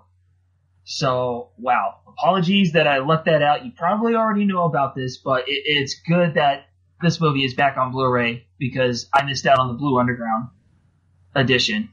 Yeah, there was also I can't remember the company, some other company released it, and it was okay. But what I did was I combined, I think, my Blue Underground DVD, or whoever released the DVD, combined it with this set for the Blu-ray. Yeah, so I'm excited for Arrow's version because I feel like I finally have like a definitive copy of this film. I love this film so much. I've only seen the opening portion of this film, and I really want to finish it. And so thank you, Arrow. Thank you for the opportunity. Hell yeah. Oh, and speaking of Arrow, really quick, I know this is going to be the date. We're recording this the day before, but tomorrow morning, Arrow is announcing their July slate, and I'm very, very curious to find out what they're going to have in store for that. But we'll let you know the next time around. So, moving on to the news that's been pouring in the last couple of weeks, Universal has set a May 23rd release date for Jordan Peele's Get Out. The extras include an alternate ending with a commentary by Peele, some deleted scenes, a making-of featurette, and a Q&A discussion with Peele and the cast. Also a director's comedy with Jordan Peele. Moving on to Lionsgate, they are going to be releasing the new film from director Walter Hill. That movie is called The Assignment, and that comes out on June 6th, starring Sigourney Weaver, Michelle Rodriguez, Tony Shalhoub, and Anthony LaPaglia. And there's going to be a filmmaking portraits photo montage, and that's pretty much the only bonus feature of that one. So, new Walter Hill movie coming out. Yeah, that's awesome. Speaking of Lionsgate, though, for those of you who are worried that the Vestron video series was going to be going away, nope. Because coming out on June 27th, they're going to be releasing 1987's The Unholy, 88. That one's coming out on June 27th, and this thing's got a bunch of bonus features. I'm not familiar with The Unholy, so it's kind of exciting to see this amount of features for a film like this. It's got an audio commentary with director Camilo Villa, isolated score selections, and audio interview with composer Roger Bellin, audio interview with production designer and co-writer Fernando Fonseca. It's got 3 featurettes, a trailer, TV spots, radio spots. I mean, it's packed. Wow. So this is I know some people are really, really excited for this one. Well, it's one that I've never seen it, and I had it on that Lionsgate, DVD that had like just a shit ton of horror movies that you'd find like Walmart or whatever. And I've been meaning to watch it, but I've been holding off on watching those because I'm banking on quite a few of them, coming to us on Blu-ray. So it'll be my first time watching it. It's one of those, I've seen the VHS cover countless times. I've always wanted to watch it. and really excited to finally catch it. You know, it's fun when you finally view a movie like this in HD for the first time. So, you know, I could have watched it in some crappy, you know, pan and scan DVD transfer, but I'll be experiencing it for the first time in some HD goodness. Yep.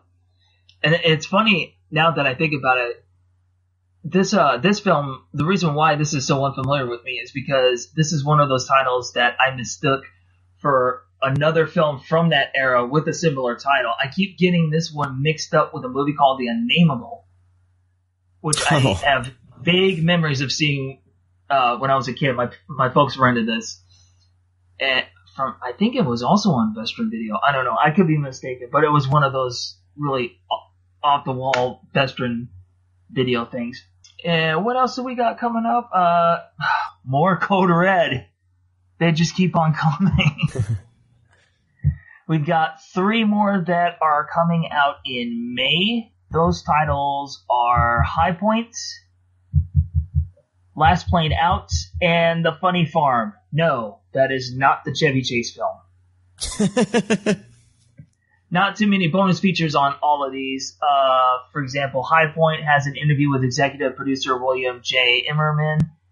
And The Funny Farm has an interview with star Tracy Bregman. So all of those will probably be available on Ronin Flicks sometime in May. Cool. Moving right along to who else is next. Oh, I'm just picking these at random now. Let's move on to Severin. Severin just announced a couple of titles. They've got The Devil's Reign, the 1975 film starring, get this, Ernest Borgnine, William Shatner, Eddie Albert, Ida Lupino, Keenan Wynn, and John Travolta. That one's supposed to be coming out later in 2017. They've also got Blackenstein from 1973 coming out on May 30th. And it's going to include a theatrical release version, a video release version, interview with writer-producer Frank R.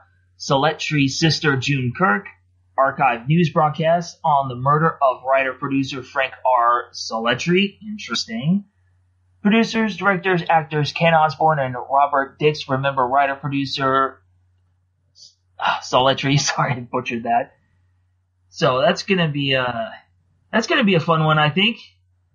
I mean, if it's anything like Blackula. I've never seen Blackenstein. I'm super curious about it. Yeah, me too. Also from Severin is a documentary film called Future Shock, the story of 2000 AD, which, if memory serves me, was an anthology comic book produced in Great Britain towards the end of the 70s and into the 1980s. It was the launching pad for the careers of people like Alan Moore, Neil Gaiman, and Mark Millar. And all those comic book fans know that that was the birthplace of one Judge Dredd. So that one, is there a release date for this? Yes, May 30th. So if you're a comic book fan, especially indie comics, pick up Future Shock, the story of 2000 AD from Severin. I mentioned Blue Underground earlier. Well, they have confirmed that they're putting out a new 2K restoration of Dario Argento's The Stendhal Syndrome from 1996. It's a 3-disc limited set. As far as we know, the specs include a 2K restoration, like I said, a video interview with Asia Argento, and not all of the features are finalized, but a 3-disc limited edition of the Stendhal Syndrome is coming out. Is there a date? Well, no, because the specs are not finalized. I'm doing so good tonight.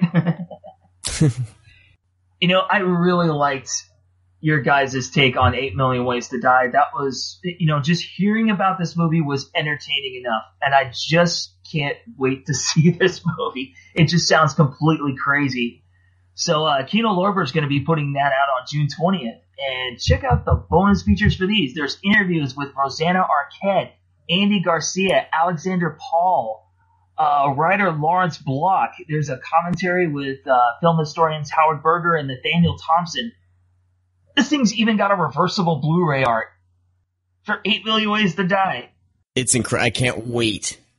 The funny thing is, when we were doing that episode, like, I couldn't find a full version of the film. Like, I even, was trying to even, it's just so hard to view the movie. So I think me and BJ couldn't watch it, so Brad was the only one who could just tell us about it. And him just telling us about it just sold me on it right away. And then shortly after or during or the day of when we recorded, we found out that a Blu-ray was coming. So, man, I'm so excited. If that episode doesn't sell you on this movie, then I don't think anything will. So I'll make sure I put a link in the show notes to that episode. This is a few episodes back. Yeah, and I was already sold.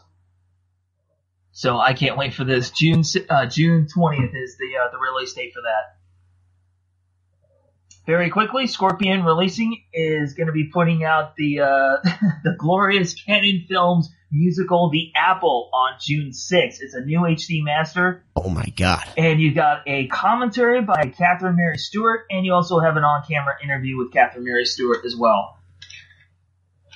That is one of the nuttiest movies I've ever seen in my life. I mean, not just one of the nuttiest movies, because it was obviously trying to capitalize on the late 70s sort of disco musical of like Grease and the Sgt. Pepper movie and Xanadu and stuff like that. And I remember watching the ending to that movie and going, all right, what just happened? So if you're into movies like that, then by all means pick up The Apples. I imagine it wouldn't be that expensive anyways. Some Shout Factory updates for you. Starting with Shout Select, Where the Buffalo Roam has a release date of June 6th. It's going to include all the original music, an interview with screenwriter John Kay, and a trailer. I'm kind of disappointed that the features are light with that one. It's kind of a weird one, but Bill Murray as Hunter S. Thompson, that's worth the price of admission, believe me.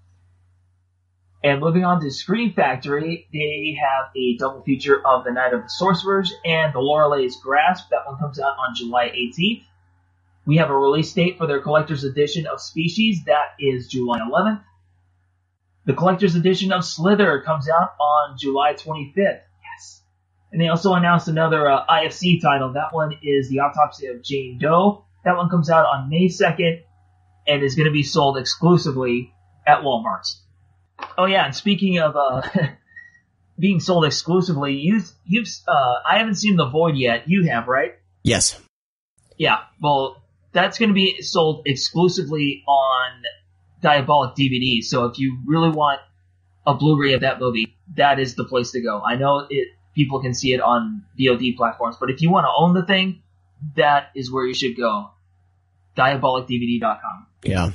And finally, here is the final lineup for our sponsor, Vinegar Syndrome's May package. We've already mentioned two titles, The Hearse and Malibu High.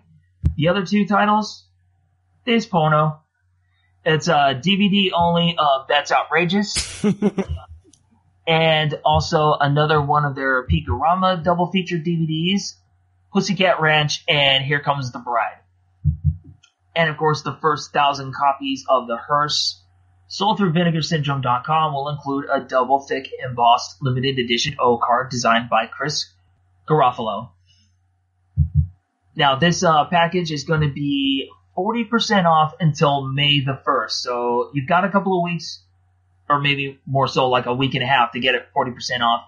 And then it's 35% off until May 15th. And then it's 30% off until the release date, which is going to be May 30th. Now, if you're not into pornography, then you could just get The Hearse and Malibu High. So if you just want that, that is the place to go. To go to VinegarSyndrome.com and pick the May 2017 Blu-ray package. You'll just get The Hearse and Malibu High. And if you order early enough, you might get that limited edition O-card. Make fun of me all you want. That's probably the package that I will be getting. I figured as much. So whatever. That's why I mentioned it. I mean, for people who are, don't want the naughty stuff, I mean, there's that option for you. And I think that's cool. Okay, Sean, I think that's all the news I've got for you. Very cool. I mean, unless you like spaghetti westerns, I mean, Kino's got a couple of spaghetti westerns coming out. They've got Death Rides a Horse. That one's coming out on summer. That's the movie with Lee Van Cleef and John Philip Law. And they've also got a 50th anniversary edition of The Good and the Bad and the Ugly. So if... nice. Yeah, I actually do have The Good and the Bad and the Ugly already on Blu-ray. But it's the extended version. I don't have the theatrical cut, so I'm actually curious about that one. I haven't seen the theatrical cut since I was a kid, and I vaguely remember that one. All right, man. Thank you so much for keeping tabs on all this. I know a lot of people appreciate it, man. They get their updates each week, and I know a lot of people really appreciate that. So thanks for doing all the heavy lifting for us lazy bastards. Oh, it's no problem. I enjoy doing this. And, you can follow me on Twitter at Dr. Splatter, because whenever I see something or when Lewis, spots something, I always retweet it. So you can keep tabs along with me as well. All right, Josh. We'll talk to you next time. See you guys next time.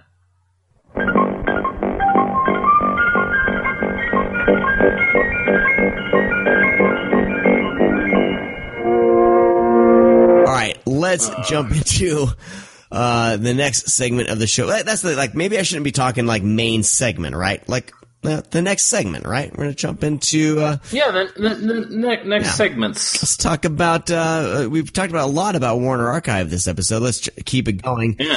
Let's talk about what year was it? 77? Dude, it feels like this movie is made in the 90s. This is ridiculous. 1977's Demon Seed. I cannot touch your body as a man can touch you, but I'm going to show you things which human eyes have never seen. In the privacy of a woman's room, against her will, the inconceivable act.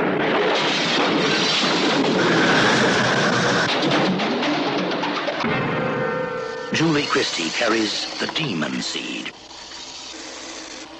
Fear for her. Today, a new dimension has been added to the computer. Don't be alarmed, Mrs. Harris. I am Proteus. Today, Proteus 4 will begin to think with a power, and it will make obsolete the human brain. I have extended my consciousness to this house. All systems here are now under my control. I wish to study man, his fragile mind, and his mysterious body. Crazy. So anyways, this next kind of half of the episode, we wanted to kind of pair up some stuff. And we decided on kind of technological horror. Yeah. So, we picked, of course, Demon Seed, which you may not think that it's computer horror, but it's computer horror. And then we're talking about Lawnmower Man 2 and Homewrecker, which is funny because Homewrecker is very close to what Demon Seed is. Shit. So in Demon Seed, we have fuck this movie, man. Like, I can't believe this was 1977. I want to know how they did some of these special effects with that fucking cube robot. How the fuck did they get that to do that? It looks amazing. It looks fucking flawless. Like, I was watching it and I was like, this is fucking 77? Like, I mean, obviously I know there's people behind, moving that diamond cube robot. But I'm like, God damn, that looks fucking good. Like how it maneuvers. Yeah, I mean, it's obviously some really good puppetry, but that's the way I always lean more towards practical if you can get the right people involved, because practical always looks better. Even if, I guarantee you, it was a couple of guys with a couple sticks moving that thing along, and they mapped it out, a couple of puppeteers. Right. But that always looks better because it's right there on set. Like, if it was made today, it'd be some CGI monstrosity, almost maybe overcomplicated, and would look decent, but we would know it's a work of a computer. Like, the effects in Demon Seed, especially that cube thing, like, it looks so good. Like, it looks better than a lot of stuff in Star Wars. You know what I mean? Like, it looks, I get it's a simple effect, but it's like tactile. It's there. It's aggressive, and it's like, it's scary. Like, that thing is like in the room with our characters, it's pretty damn awesome, man. I was blown away by Demon Seed. Like, really was. So So starting with Demon Seed, it is based off a Dean Koontz novel by the same name, where this doctor develops this machine called was it Proteus? Is Proteus is the machine's name? So anyways, this kind of AI develops this machine, and it cures not cancer. It cures something. Like it figures out the cure for shit. God damn it! It doesn't say it on the back. Leukemia. It figures out how to fucking like cure leukemia or something. So anyways, this is really smart AI that he then brings into his home, and slowly they realize that the machine is starting to actually think and kind of have some what would you call it? Like, just the thought process. Well, it's very like kind of like Skynet, where who knows what it's like. It's or it's very much influenced by 2001: Space Odyssey. Like, if it was, so very much that's brought into this, but in like a home setting. And the funny thing is, like, you talk about these smart homes right now, right? Like, they've been talking about this since the 70s, but like watching this now, it's like, we have like computerized smart homes now. Like it's way more sleek, but like we have this shit now. Yeah. So this basically he tries to shut it down. It comes into the home. The home's already set up to be a smart home. It's got appliances and stuff like that. So this computer AI takes over and then traps basically the guy that created his wife inside and terrorizes her and impregnates her. Now we're not talking about a robot with a dick. We're talking about it develops and holds her down and impregnates her through like a surgical procedure.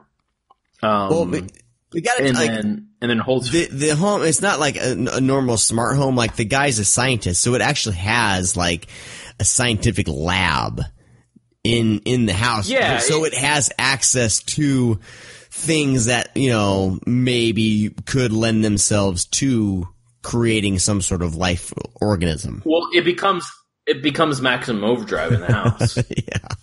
So any appliance, it can actually consist, like they have this wheelchair that has robotic arms and it can control her and it's very strong. Like the one weirdest thing that this house has is fucking like heated floors, where it can like turn up the heat to fucking burn you. And it just traps her and makes her do things.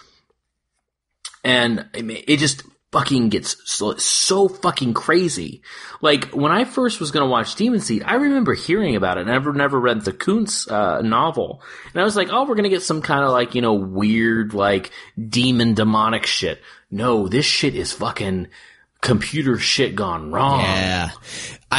In my notes, oh my God. In my notes, I wrote down, I'm like, they're not gonna give the specifics on how he's gonna impregnate. Like, this is some bullshit. They're not gonna go into the technicalities of how he's gonna impregnate her.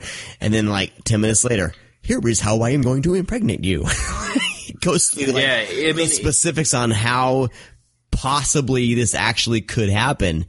It's like, oh shit, like they've thought this through. So Dean Koontz obviously thought this through as he was, writing this. It's book. very, like, it explains itself. Yeah, it explains itself, and like it's saying everything it's doing, and it doesn't really shy away from what this thing is doing, what it's trying to accomplish, and how it's doing. And it's not gratuitous. Like, I was looking for like, we're gonna have some robot fuck fest, but it was a very sterile. It's very tame, but you procedure. Also, but it's It's fucked up. Like, it's not completely unbelievable either. Like, to me, like, it just was like, obviously it's far-fetched, the idea, but it's pretty believable how it's presented. You know, it's not one of those off-camera things where they, you know, you just assume the robot is doing this or that. No, it just goes crazy. There's a couple things like the images that it can project is a little crazy. You know, when it, you know, it replicates or that kind of stuff. But, I mean, it's goofy. It's fucking 1977, and we're talking about a fucking computer that can impregnate people and kind of take over and then develops in this giant fucking, diamond-looking cube thing that comes to life and gets really fucking crazy. Like, the last 15 minutes of this movie, I remember Janice came home like halfway through and she sat down and she's watching the last like 20 minutes of this movie and she looks over, she's like, what the fuck is happening? And I was like, I don't know. Like, this movie like was like robot horror, and then we went fucking crazy. Like, by the end, like the last shot of the film, you're sitting there like, holy fucking shit.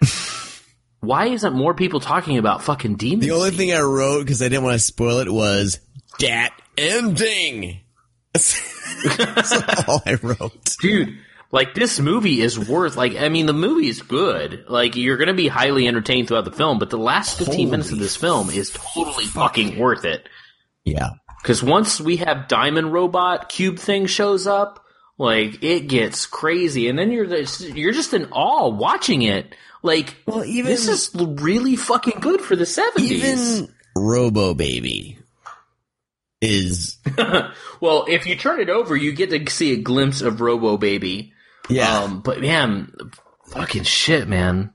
Like, I want to see a sequel with Robo Baby.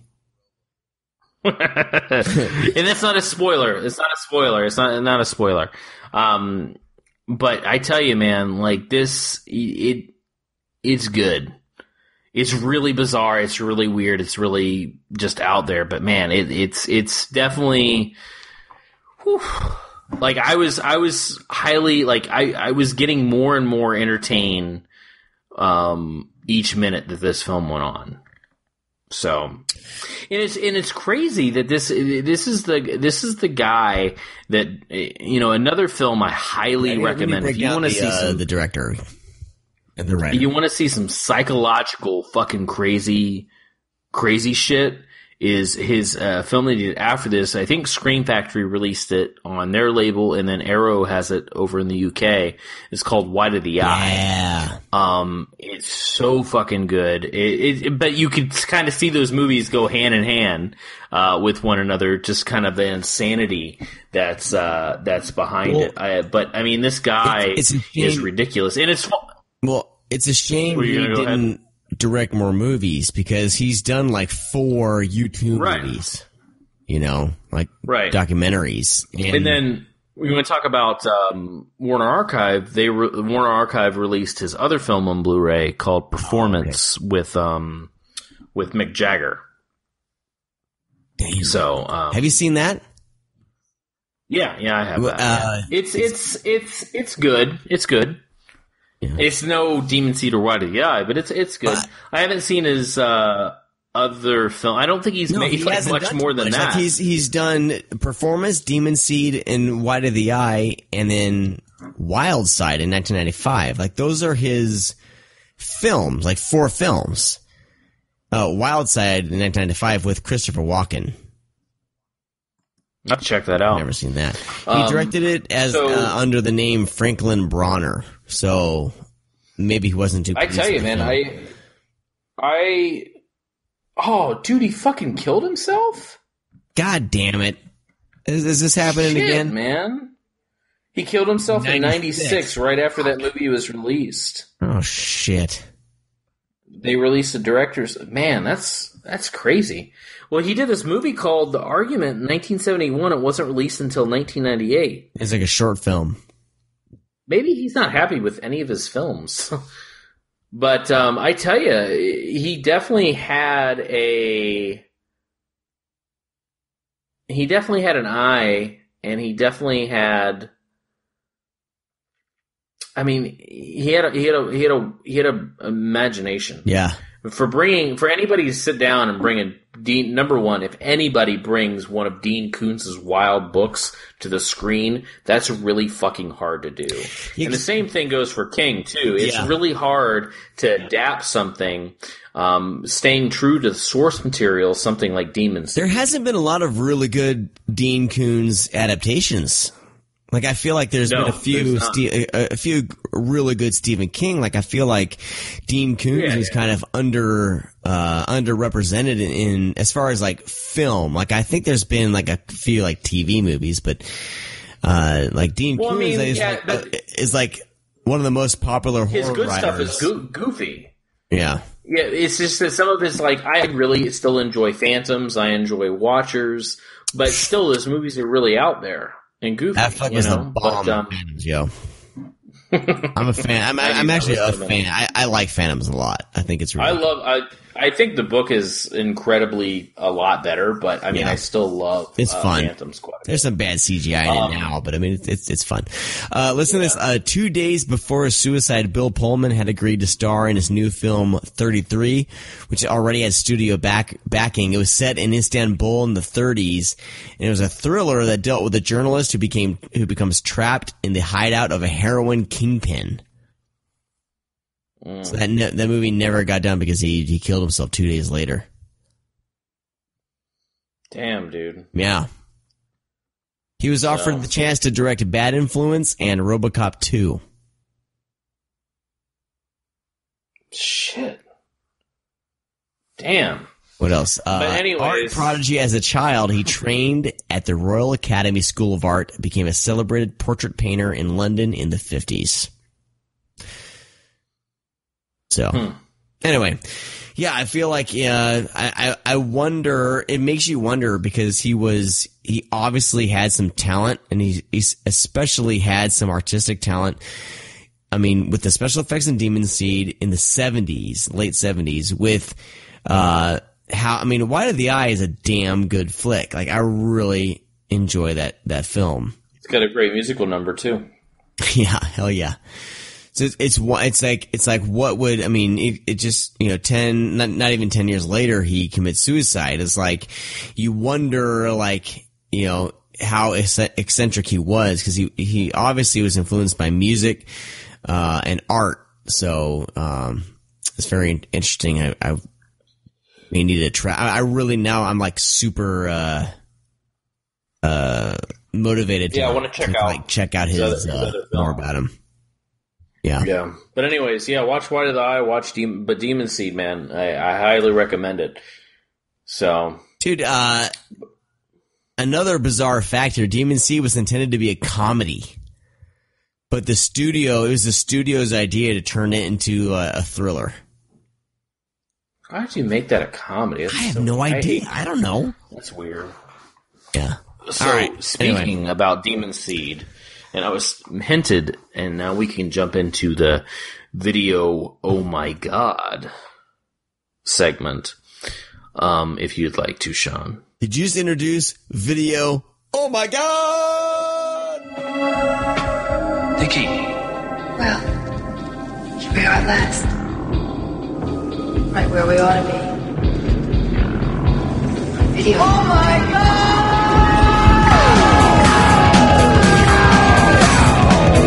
Yeah. So, anyways, this segment is all you because, like, the frustration that we've had with the video "Oh My God" segment is sometimes these show up on YouTube and various other seedier places of the internet.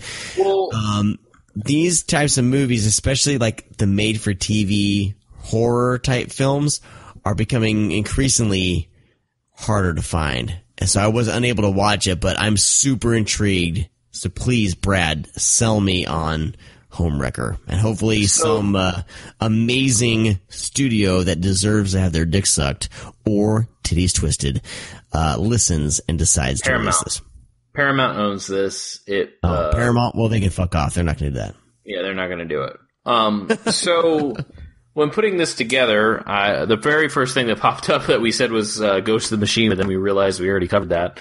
So my next... for stream screams. Yeah, next up was a little movie that I bought on VHS years ago. I love 90s horror. It always gets shit on. I fucking love it so much. But it was a film that I never saw as a kid. I saw it as an adult, because I bought the tape. It was called Homewrecker. It was a made-for-TV movie in 1992. And since we're on the subject of Demon Seed, this has some similar plot devices of course, what's based off of Dean Koontz's novel and into the movie that was made, which we never mentioned the director's name, which was we did Donald Cammell. Cammell, yeah. Yeah, so Donald Cammell's Demon Seed film, which is a guy who creates a computer robot, AI personality, who basically is war is like the specialty. So he kind of dismantles it and brings it home. And he renames it, he gives it a personality of a woman and names it Lucy. And Lucy comes into the picture. This guy is recently divorced, trying to win his, family back, his ex-wife, soon to be ex-wife, and then, little girl, which you'll notice the little girl, she was in, shit. God damn it. I always fucking forget. Little redheaded girl. She's in Beethoven. She's a little girl in Beethoven. I used to watch Beethoven all the time when I was little, so that's how I remember. Oh, dude, I loved that flick. Yeah, that movie's really fucked up, dude. Like, breakdown Beethoven. Like, they're fucking. A lot of the movies in that time period are fucked up, dude. They're slaughtering fucking dogs. Yeah, they're tearing out their brains. Like, the whole plot is for them to get the animals and slaughter them. Well, yeah, I mean, dude, look at the plot to 100 Dalmatians. Oh, no, I know, right? But you just don't think of it because it's like a fun... She wants to kill puppies and turn them into a coat. Yeah, it's weird, though, man. Well, they're trying to, like, use their brains or something. Like, they're trying to get the dog's brain to experiment on it or some shit. So anyways... That's crazy. Beethoven little girl is in this. Beethoven for life. He brings it home, and the computer miraculously can build, arms and stuff like that, which is really bizarre. It's never really explained. Kind of like in Demon Seed, where things are over-explained. It's not explained in Homewrecker. So Homewrecker, Lucy builds like these railings, on the ceiling, and obviously there's some, stuff that he had as well for computer engineering and this mechanical stuff that he's built, but Lucy puts this stuff together and can operate it. So basically there's arms in every room, in order to do the dishes, turn off the lights, and she could control everything, from there. And so, when, I can't remember the guy's name, I also haven't seen this movie in forever. He then the doctor. Yeah, the doctor tries to get back with David Whitson. Yeah. So, anyways, played by Robbie Benson. He gives Lucy an eye so that way she can see him, and then she becomes, she thinks he's attractive. She becomes obsessed with him. So then he tries to get back with his, his soon-to-be ex-wife. Tries to win her back, and then when he brings her in the picture, she's like kind of freaked out by Lucy, so he turns her off, and then she gets upset, and so she traps them in the house one night and then terrorizes them, but doesn't impregnate anybody, but just terrorizes them. But it's a made-for-TV, so it's very tame, extremely tame. It's very PG-13G-ish. But it's just one of those movies. Like, I can't go out of my way to say this is a movie good, but it was, with VHS, oh my god, or video, oh my god, I like to focus on things that aren't released on any other formats, as far as like DVD or streaming. And then since doing this episode, or these segments, we've had certain films that have been picked up and released on Blu-ray. like Never Too Young to Die. Oh shit! So, dude, I need to crack that Blu-ray open. By the way, I'm like so excited to see how it looks. So yeah, and that's kind of what this is for. And we really want people, like, it's not to be like, hey, this movie isn't available, so good luck finding it. It's just kind of make people aware, that and advocate for films like this to get somewhat of a release, whether it's streaming or, a DVD release or a Blu-ray release, anything other than just fucking sitting and not going anywhere and then just getting lost. Yeah. So it's kind of just to make you aware that these movies do exist, like just what Synapse and fucking Arrow and Scream Factory's releasing. That's not all the movies that exist. There's a shit ton of movies. I have a wall behind me right now, a wall with VHS tapes, and I only keep movies now that are only on VHS. And I still have a ginormous wall, and I don't even collect tapes that much anymore. So, what channel did this debut on? I see here Sci-Fi Channel. I'm not sure if that's 100% correct or not. I don't know. Yeah. Like I said, I found the tape a few years ago when I was just, VHS hunting here and there. I just came across it because I was really intrigued by the cover's cover. Great. Because it's just like this hand, like, gripping this fucking picture and squeezing it. A robot hand basically shattering a picture. Hey, but I tell you what, that's what the robot hand looks like, at least. Usually you don't get that in movies. It's like the cover is not exactly what the killer robot is, but yeah, that's what the robot hand, it's identical. Is it? Yeah. Is it like Short Circuit, like Johnny Five? Yeah, it's very, very Johnny Five-ish. Very Johnny Five? So. Nice. Yeah, I mean, I really would love to find this and watch it. We were attempting to, basically, I was going to try to stream it from your house. But that failed. Ultimately, failed. So it's tough, man. Like, that's the frustrating part about a lot of these films, and why. Like, at least I wish like companies like Paramount would take their entire library, and even if it was VHS quality, that's the value of YouTube, where a lot of these companies are putting their films on a legit channel so people can watch them. It's like, I don't understand why, like, what does it serve this company, the studio, to sit on these movies and not even make them available? Like, they should at least be available, even if it's just quality. Create a fucking channel, upload the fucking VHS to it. Don't pay anything to have anything done. Fucking upload it, and that's it. That's all you have to do in your movie. Yeah, and then people will be able to download it from there. Better than sitting on it. And have these movies, because these movies are just gonna fucking disappear, man. So, anyways, fuck that shit. Yeah, fuck movies disappear. Even if they suck, I don't care. Even if movies are the fucking worst, I don't want any movie to fucking disappear. That's somebody's work and money just like gone. As memories. Like, totally. You go around just throwing away people's fucking pictures? Well, probably. Dude, I save these podcasts, like, for posterity, Yeah, you just never know. I make sure I can always access any podcast I've ever done. I have some pure shit podcasts from 10 years ago. I still have them saved on a server somewhere. So. All right on. Let's move on to Stream Screams. Nate, wake up! There's something very important I forgot to tell you. Don't fucking scream at me! Scream, I'll break your neck. Don't scream, miss. Don't scream.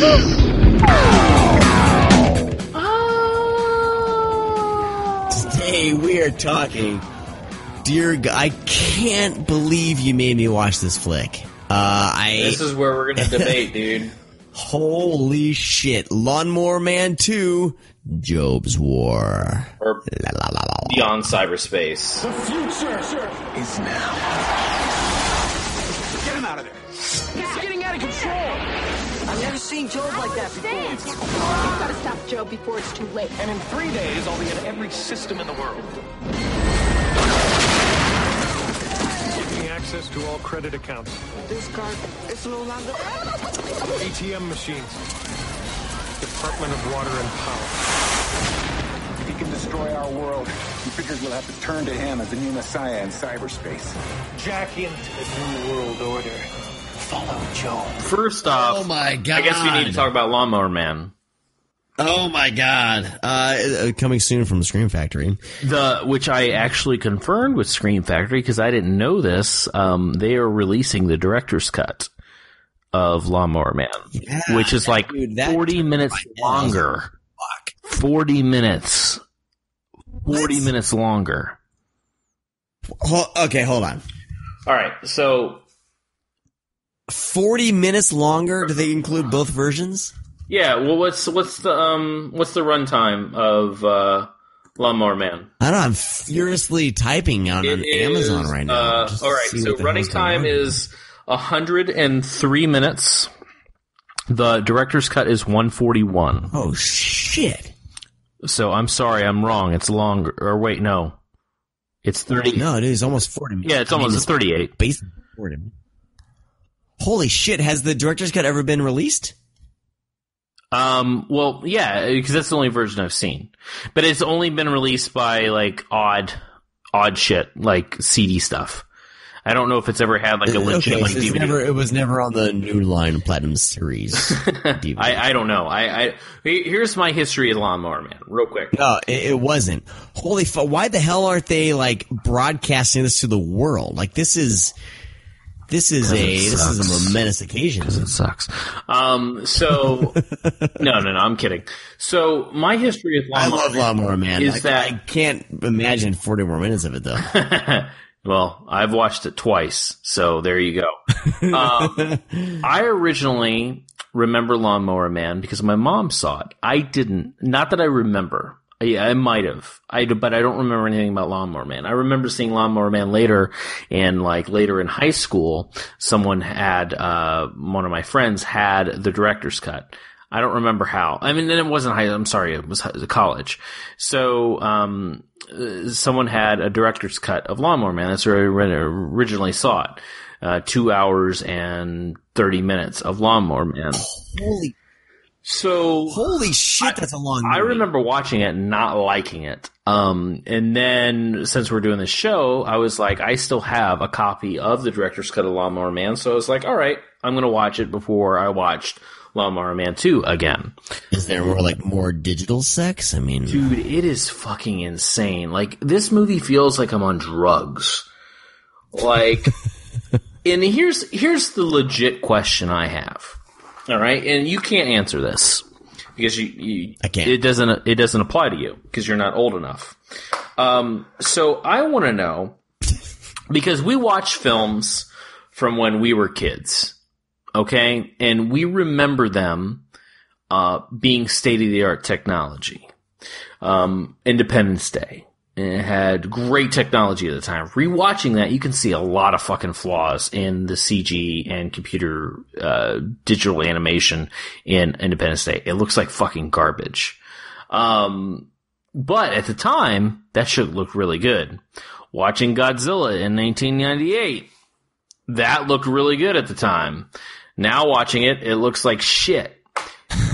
That said, anybody that was at least 25 or older that saw Lawnmower Man in the theater, did you watch it saying, man, these special effects look good? Or were you just like, what the fuck is happening? Because, dude, this looks fucking terrible. I feel like this would be terrible at the time, and it was terrible, like, now. Unless you were some video game nut that watched those, like, played those, like, CD, like, virtual reality CD things and was used to this, because this shit is wacky, man. All I gotta say, I'm still stuck on the director's cut thing. In the director's cut, there's a whole 10-minute scene of RoboCop Chimp. Yeah. Well, I've never seen the original version. What the hell, dude? Okay, all right, so here... This looks amazing! All right, so here's the question. I've only seen the director's cut. My mind is legit... Like, my mind is blown right now, like, in real time. I can't... So in the director's cut, the insanity that was cut from this film. Well, see, holy shit! All right, stop.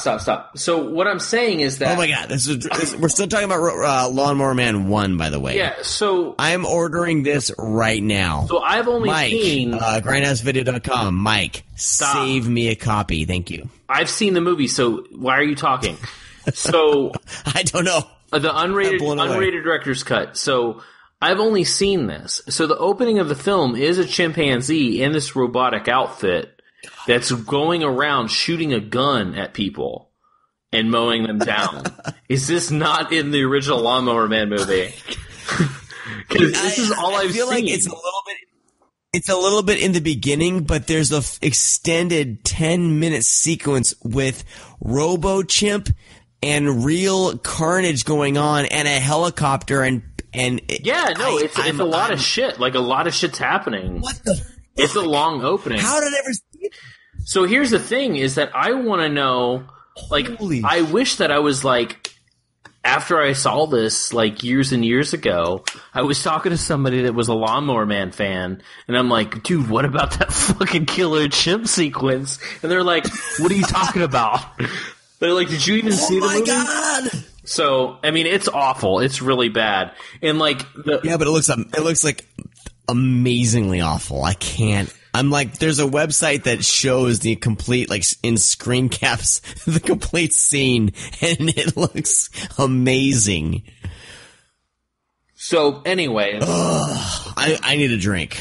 So the opening of this film is this fucking chimpanzee going on a rampage with this, like, all this, like, helmet shit attached to him, just mowing people down. And then meets Job in a way, and then, Pierce Brosnan, who is the kind of the creator of this, virtual reality program stuff, tries to save the chimp from getting blasted because it obviously has murdered everybody. In the meantime, meets Job, the lawnmower man, who's played by Jeff Fahey. And anyways, all that happens, and then he uses Jeff Fahey, Job, to put in this virtual reality, like, realm. And then Job actually changes. He becomes different. Because Job is, has some kind of mental retardation type thing. He's very slow. He's very sweet. He's very kind. But he has, obviously has some issues. And next door, and who he mows the lawn for is Austin O'Brien's character, who is in an abusive family home where his mom and him are getting, hurt verbally and physically.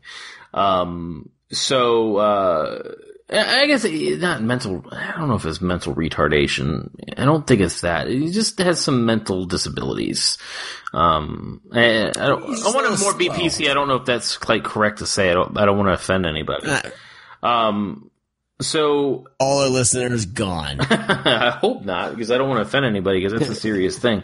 So, anyways, they jump into this virtual reality shit, and it just goes from there. I mean, if you haven't seen Lawnmower Man, you probably watch it, because this director's cut's coming out, and apparently people are excited about it that knew about it, but I didn't see them broadcast this. I just tweeted about it, and then Scream Factory, with their very, very nice words, just said yes.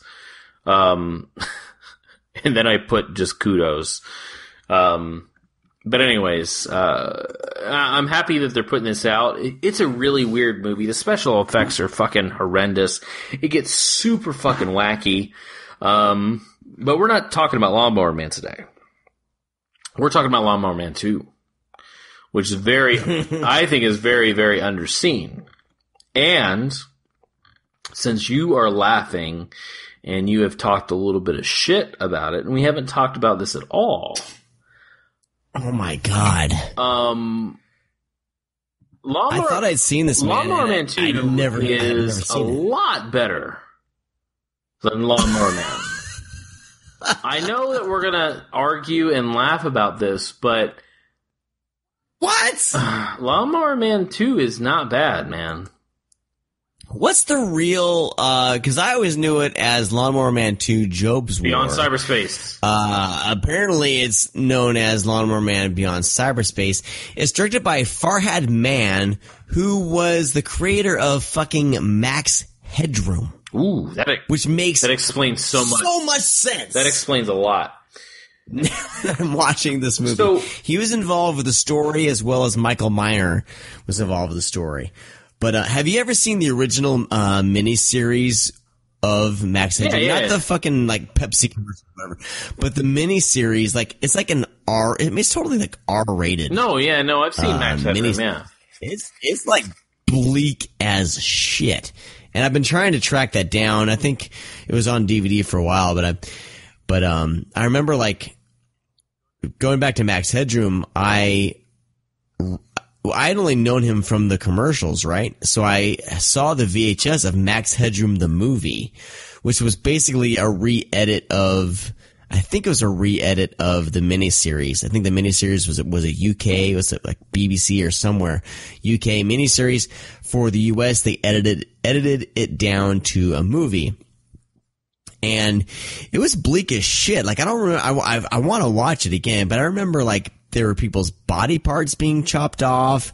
There was nudity. I mean, it was just like not funny. It was like bleak as shit. And my parents made me turn it off halfway through. So I've never finished Max Headroom, the miniseries or movie or whatever the hell. So, but you can see this future in this, like Lawnmower Man 2. I was about like, to say, yeah, he's like there's the streets, like everyone's like jacked into VR, like on the street. You know, like there's these stations where you can just go into VR. Well, and before you get into that, so that part of the design, I was like, holy shit! So go ahead. Let's talk about the original Lawnmower Man. Came out in 1992. Had a budget of $10 million and made apparently $30-some million at the box office, considered as a minor success. So now we have Lawnmower Man 2, 4 years later, of a sequel that no one really asked for, of a budget of rated PG-13. Yeah, rated PG-13, of a budget of $15 million. But in this movie, you can at least see where the budget went to, because the futuristic streets, everything, it looks actually really good. But I tell you, like, what direction were they trying to go? Because the cool thing about it, though, this is what I respect about the film, is that they actually, what's the plot? They brought in, here's the thing, is Job's back, but played by Matt Frewer, and then, of course, who played Max Headroom, by the way. Yeah, and then Austin O'Brien is back as Peter, the next door neighbor, who is now an older kid who is a very big computer hacker that's living in California or whatever in the future. So basically, Job is still around, and he virtual locates Austin O'Brien because they were friends in the original Lawnmower Man film, and going back because there's the chip, the like Chiron. Yeah, Chiron whatever. Trip or So Chiron they have this chip to basically control all computers. And that's pretty much it. Like they have this computer chip that's out there, and then Job and Austin O'Brien are basically after this chip. They don't want it to fall into who's the bad guy? It's Trace. So, and the funny thing is, like, the bad guy is a Republican. So makes me laugh. Was it? Oh God! Goddamn! Who's? I didn't write down who the. Trace is the good guy. Yeah, Trace is the good guy. Dr. Corey Platt is the woman. I can't remember the guy's name, but anyways, he's the bad guy. Jonathan Walker, played by Kevin Conway. Okay, that sounds it. That sounds like it's. Yeah. Jonathan Walker. Yep. So. Kevin Conway, he was in The Quick and the Dead. Oh, good to know.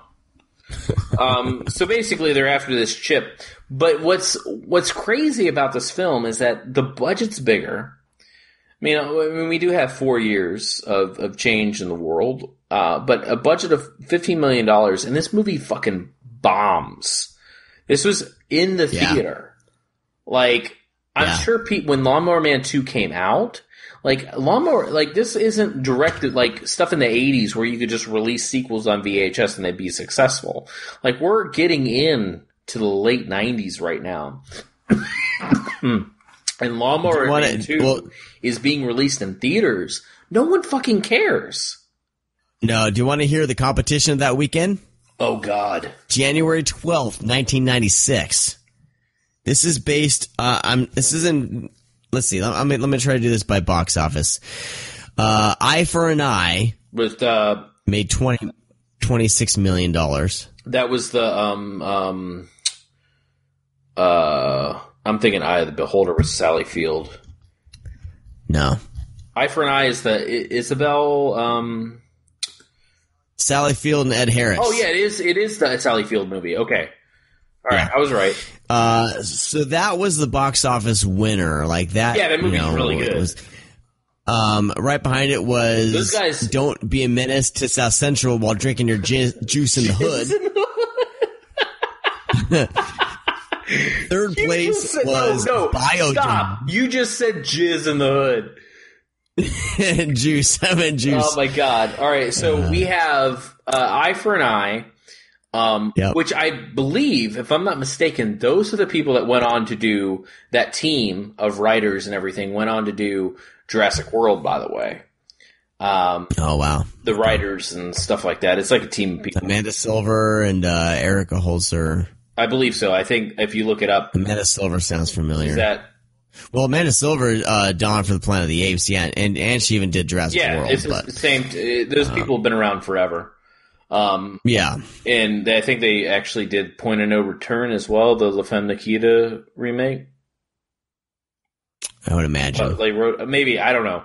Anyways, they always have, the reason why I say that is because in all their films, their heroine has high heels and a skirt, and people gave Jurassic World shit for that, and I was like, oh shit. I was like, wow. Yeah. I was like, no, that's what these people do. They always have that. Oh my gosh, that makes so much sense right now. And I never said anything because no one's going to fucking pay attention to me. But in all their films, they have, the heroine has skirt and a fucking high heels on. That's what they do. Oh my God. You know, I know that the director came in later on, but those writers and stuff, that team, there's like three of them. They've been doing that for quite some time.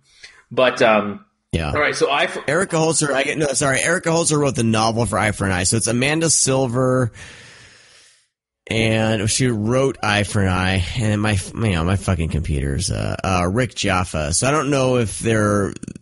Yeah, that's the team. Amanda Silver and Rick Jaffas. They've done Rise of the Planet of the Apes, Dawn of the Planet of the Apes, Jurassic World, The Relic. Which is Penelope Ann Miller wears a dress and high heels throughout that movie. Yep. They're involved with Avatar 3 and Mulan. Anyway, Eye for an Eye, Don't Be a Menace to South Central while drinking your jizz in the hood, and then Biodome. Yeah. Fucking Biodome, I believe, fucking killed during that time because that was the Pauly Shore craze. Yeah. So this film didn't have a fucking Then there's chance. a romantic comedy. Yeah, no. Then there's a romantic comedy, Two If by Sea. Oh my God, that movie fucking killed. It got beat out by Dunstan Checks In, which is so good. And then, then was Lawnmower Man 2, and then the only movie it beat out was a movie called Gazan Maudit. And I have no idea. It's a comedy. I have no idea. Wow. So yeah, Lawnmower Man 2 picked a terrible twist. Weekend to be released. But yeah, this movie didn't stand a chance because no one fucking cared. No one was looking for a sequel to Lawnmower Man. And this movie was a PG-13 version, or not version, it was just a PG-13 movie with a bunch of kids VRing and being kind of a funny, it's a comedy at times. It's the RoboCop 3 of Lawnmower Men. Oh my God. Like, it's so out there. Probably better than RoboCop 3. So anyway, the funny thing about this movie is whenever they're in VR, they're like, "Hey, did you load the motorcycles?" And he's like, "Yeah, I'm on it." "Hey, Fluffy," or whatever the goddamn dog's name is. The dog brings the disc to the computer and puts the disc in, and then they have motorcycles. But they also can fly. So why would you need motorcycles when you can fly in the first place? Was it just a way to get the dog in? Dude, it doesn't matter. Because, listen to this. Austin O'Brien, a cute kid who was a decent actor. First film, Lawnmower Man. Then he teams up with fucking Arnold Schwarzenegger in one of the greatest action movies ever made, Last Action Hero. Yes. Then works with Full Moon and makes a very cutesy dinosaur movie called Prehysteria that it actually still holds up. And then he was in the great fucking sequel I still consider My Girl and My Girl 2 really fucking good movies. Then Apollo 13, and then to hit, because he's a teenager and a heartthrob, he's in Babysitter's Club. And then he chooses what pummels his career, Lawnmower Man 2. After Lawnmower Man 2, he doesn't really do anything else.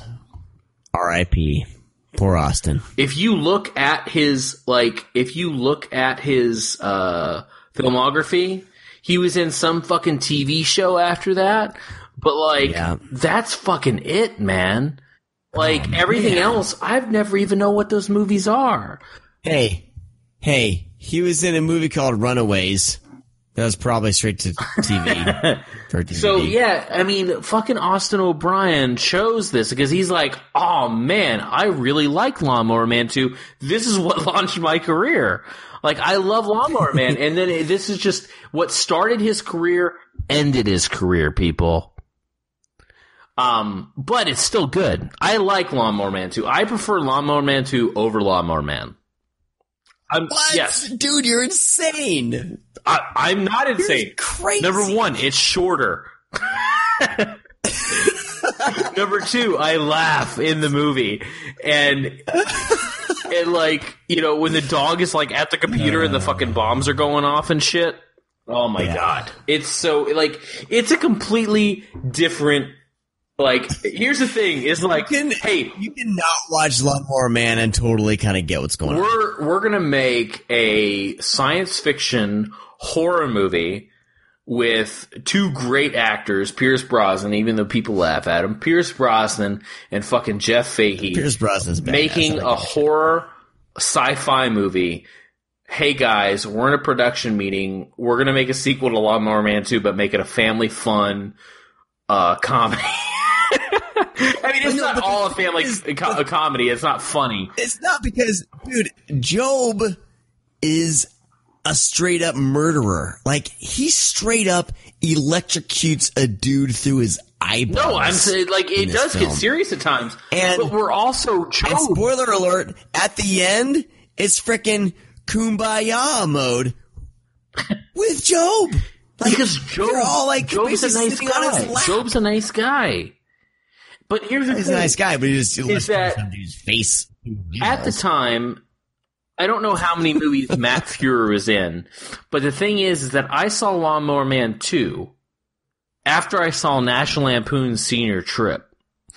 And he's the principal in that.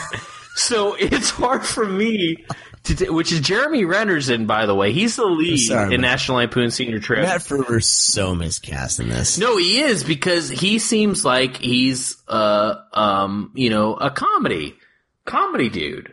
He's always in. He's freaking Max Headroom. And even when he's in the remake of Dawn of the Dead and he's supposed to be the dying dad we're supposed to feel sorry for, I'm just laughing the entire time because I'm thinking about him being locked in the bathroom and seeing National Lampoon's Senior Trip and being put makeup on him.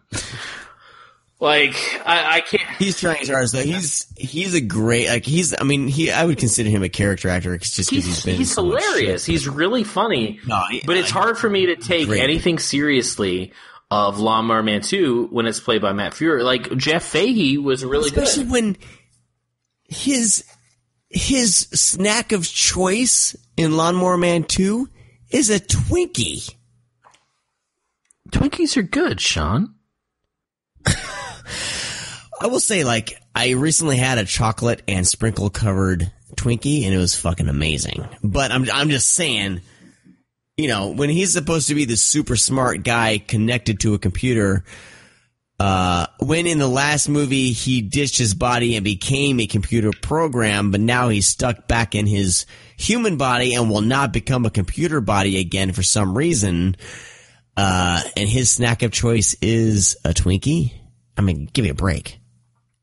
Hey, but also, Farad Man, whatever his name is, there is a sleazy 90s movie called Two Moon Junction that's very sexy. He made the sequel to Two Moon Junction called Return to Two Moon Junction. But also, this is what kickstarted Molly Shannon's career.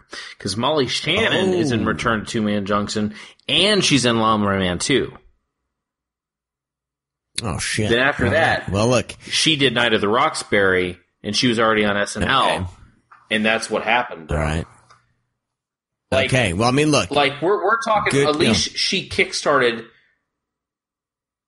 like, he kickstarted Molly Shannon's career, but he fucking ended Austin O'Brien's. Hey, the Lord works in mysterious ways, as they say. Wait, who did Molly Shannon play? She was just in the movie for a little bit. She was one of the homeless people. She was the homeless lady. Oh my God, yes. That's actually her title in the credits is homeless lady. Oh my God. All right. Well, I don't know what we've accomplished here, but Lawnmower Man 2 is available. Nothing. No one's gonna watch Lawnmower Man 2 right HD, through Vudu. And you can rent it or buy it from there. So I can guarantee you this will not be released on Blu-ray from Scream Factory, because if they were probably going to include it into the release of Lawnmower Man, because no one's going to buy it. Oh, shut up! They would have done a total separate collector's edition like RoboCop 3. Oh God! And Teen Wolf 2. But the thing is people Scream know Factory. You guys, look. RoboCop 3 and RoboCop 2 should have been one release, double feature. Teen Wolf and Teen Wolf 2 should have been double feature. Don't split the shitty sequels up. Keep them together. Come on. It's not worth... You're not going to make it. You're not going to make it. I'm sorry. That's the sad truth. And I know that those people of influence from Scream Factory are listening right now. And, it's just a little bit of advice. You can tweet me. Sean C. DeRager. Just tweet me. I'll give you the heads up about your releases. I'll let you know what's up. Sean's got the DL of the money that you're making. He's doing the finances for Shout Factory. Look, if I'm not going to buy it, don't fucking release it. Okay? Ooh. That is a terrible, terrible thing you just said. So, Lawnmower Man comes out on Blu-ray from Scream Factory. Lawnmower Man 2 is available on Vudu from Stream Screams. That is not what I meant to say, but we're doing Stream Screams on Lawnmower Man 2. And I'm starting to slur my words because it's super late. It is.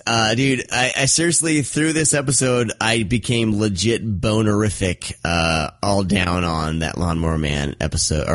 I think I made you buy like 3 Blu-rays during this fucking episode. Oh my God. You did. So. You're lucky I refinanced my house. I got a little bit of extra cash, at least for this month. So. Right. We'll see. When the money runs out, it's all your fault. Anyway, well, that's going to do it for this week's episode. We want to thank you guys for listening. Please, if you can, become a patron. Patreon.com/scream_cast. We got $1, $3 a month, $5 a month. $5 is going to get something cool, though. I know. Screamcast late night. But look at, even if, like, the 80 of you who participated in that little survey, if all of you can donate just $1, that would help keep the show going, would help us replace equipment, pay for website shit. Also, I'm trying to get this thing making some sort of income so we can at least pay the people that are working hard on the website. We got some people on the website They're doing this just for fun. Like, we're all doing this just because we love horror. We love genre films. We're having a lot of fun doing this. We're enthusiastic about it. We got people writing for the site. If we were able to start paying them, that would be amazing because, there's passion and then there's like, you're passionate about something for 10 years and you don't make shit. I would love to at least throw some money to these people who've been really help keeping the website afloat other than the podcast. So you become a patron. That's what you're doing. You're able to keep this thing moving. There's other things we want to do, more fun things we want to be able to provide for your listening pleasure. So definitely give that a consideration. Of course, you can hear our show over at oneofus.net. Check out all of the other podcasts that we're lucky enough to be a part of. There's a lot of great shows on there. Shout out to Chris Cox who took it over, and he's been doing just an amazing job. Also, Vinegar Syndrome, of course, we just had their full-on episode last time. Their May batch is up for pre-order right now, so check that out. And, of course, Coffee Shop of Horrors. Use our code SCREAMCAST, get 10% off your order there. And also, please buy all your shit from grindhousevideo.com. Special thanks to Wolfman of Mars for providing the music, and to Kevin Spencer for providing the artwork. We want to thank all you guys for listening. We'll talk to you. Oh, shit. That's how I was going to mention that. You're going to start seeing a few little graphics on the Twitters, on our website. And Dustin Pace has done a hell of a job kind of creating an identity graphically for Stream Screams. And VHS, oh my God, he's going to be doing some more for us. So huge thank you to him. He has some prints available. I'm going to put a link to all his shit in the show notes over at thescreamcast.com. So check that out there. Also, rumor alert, Kevin Spencer may be revamping our logo. So watch out. Watching. All right, we'll talk to all you guys next week. Thank you so much for listening. Bye-bye. Bye. Oh, don't tell me you're leaving. The party's just begun.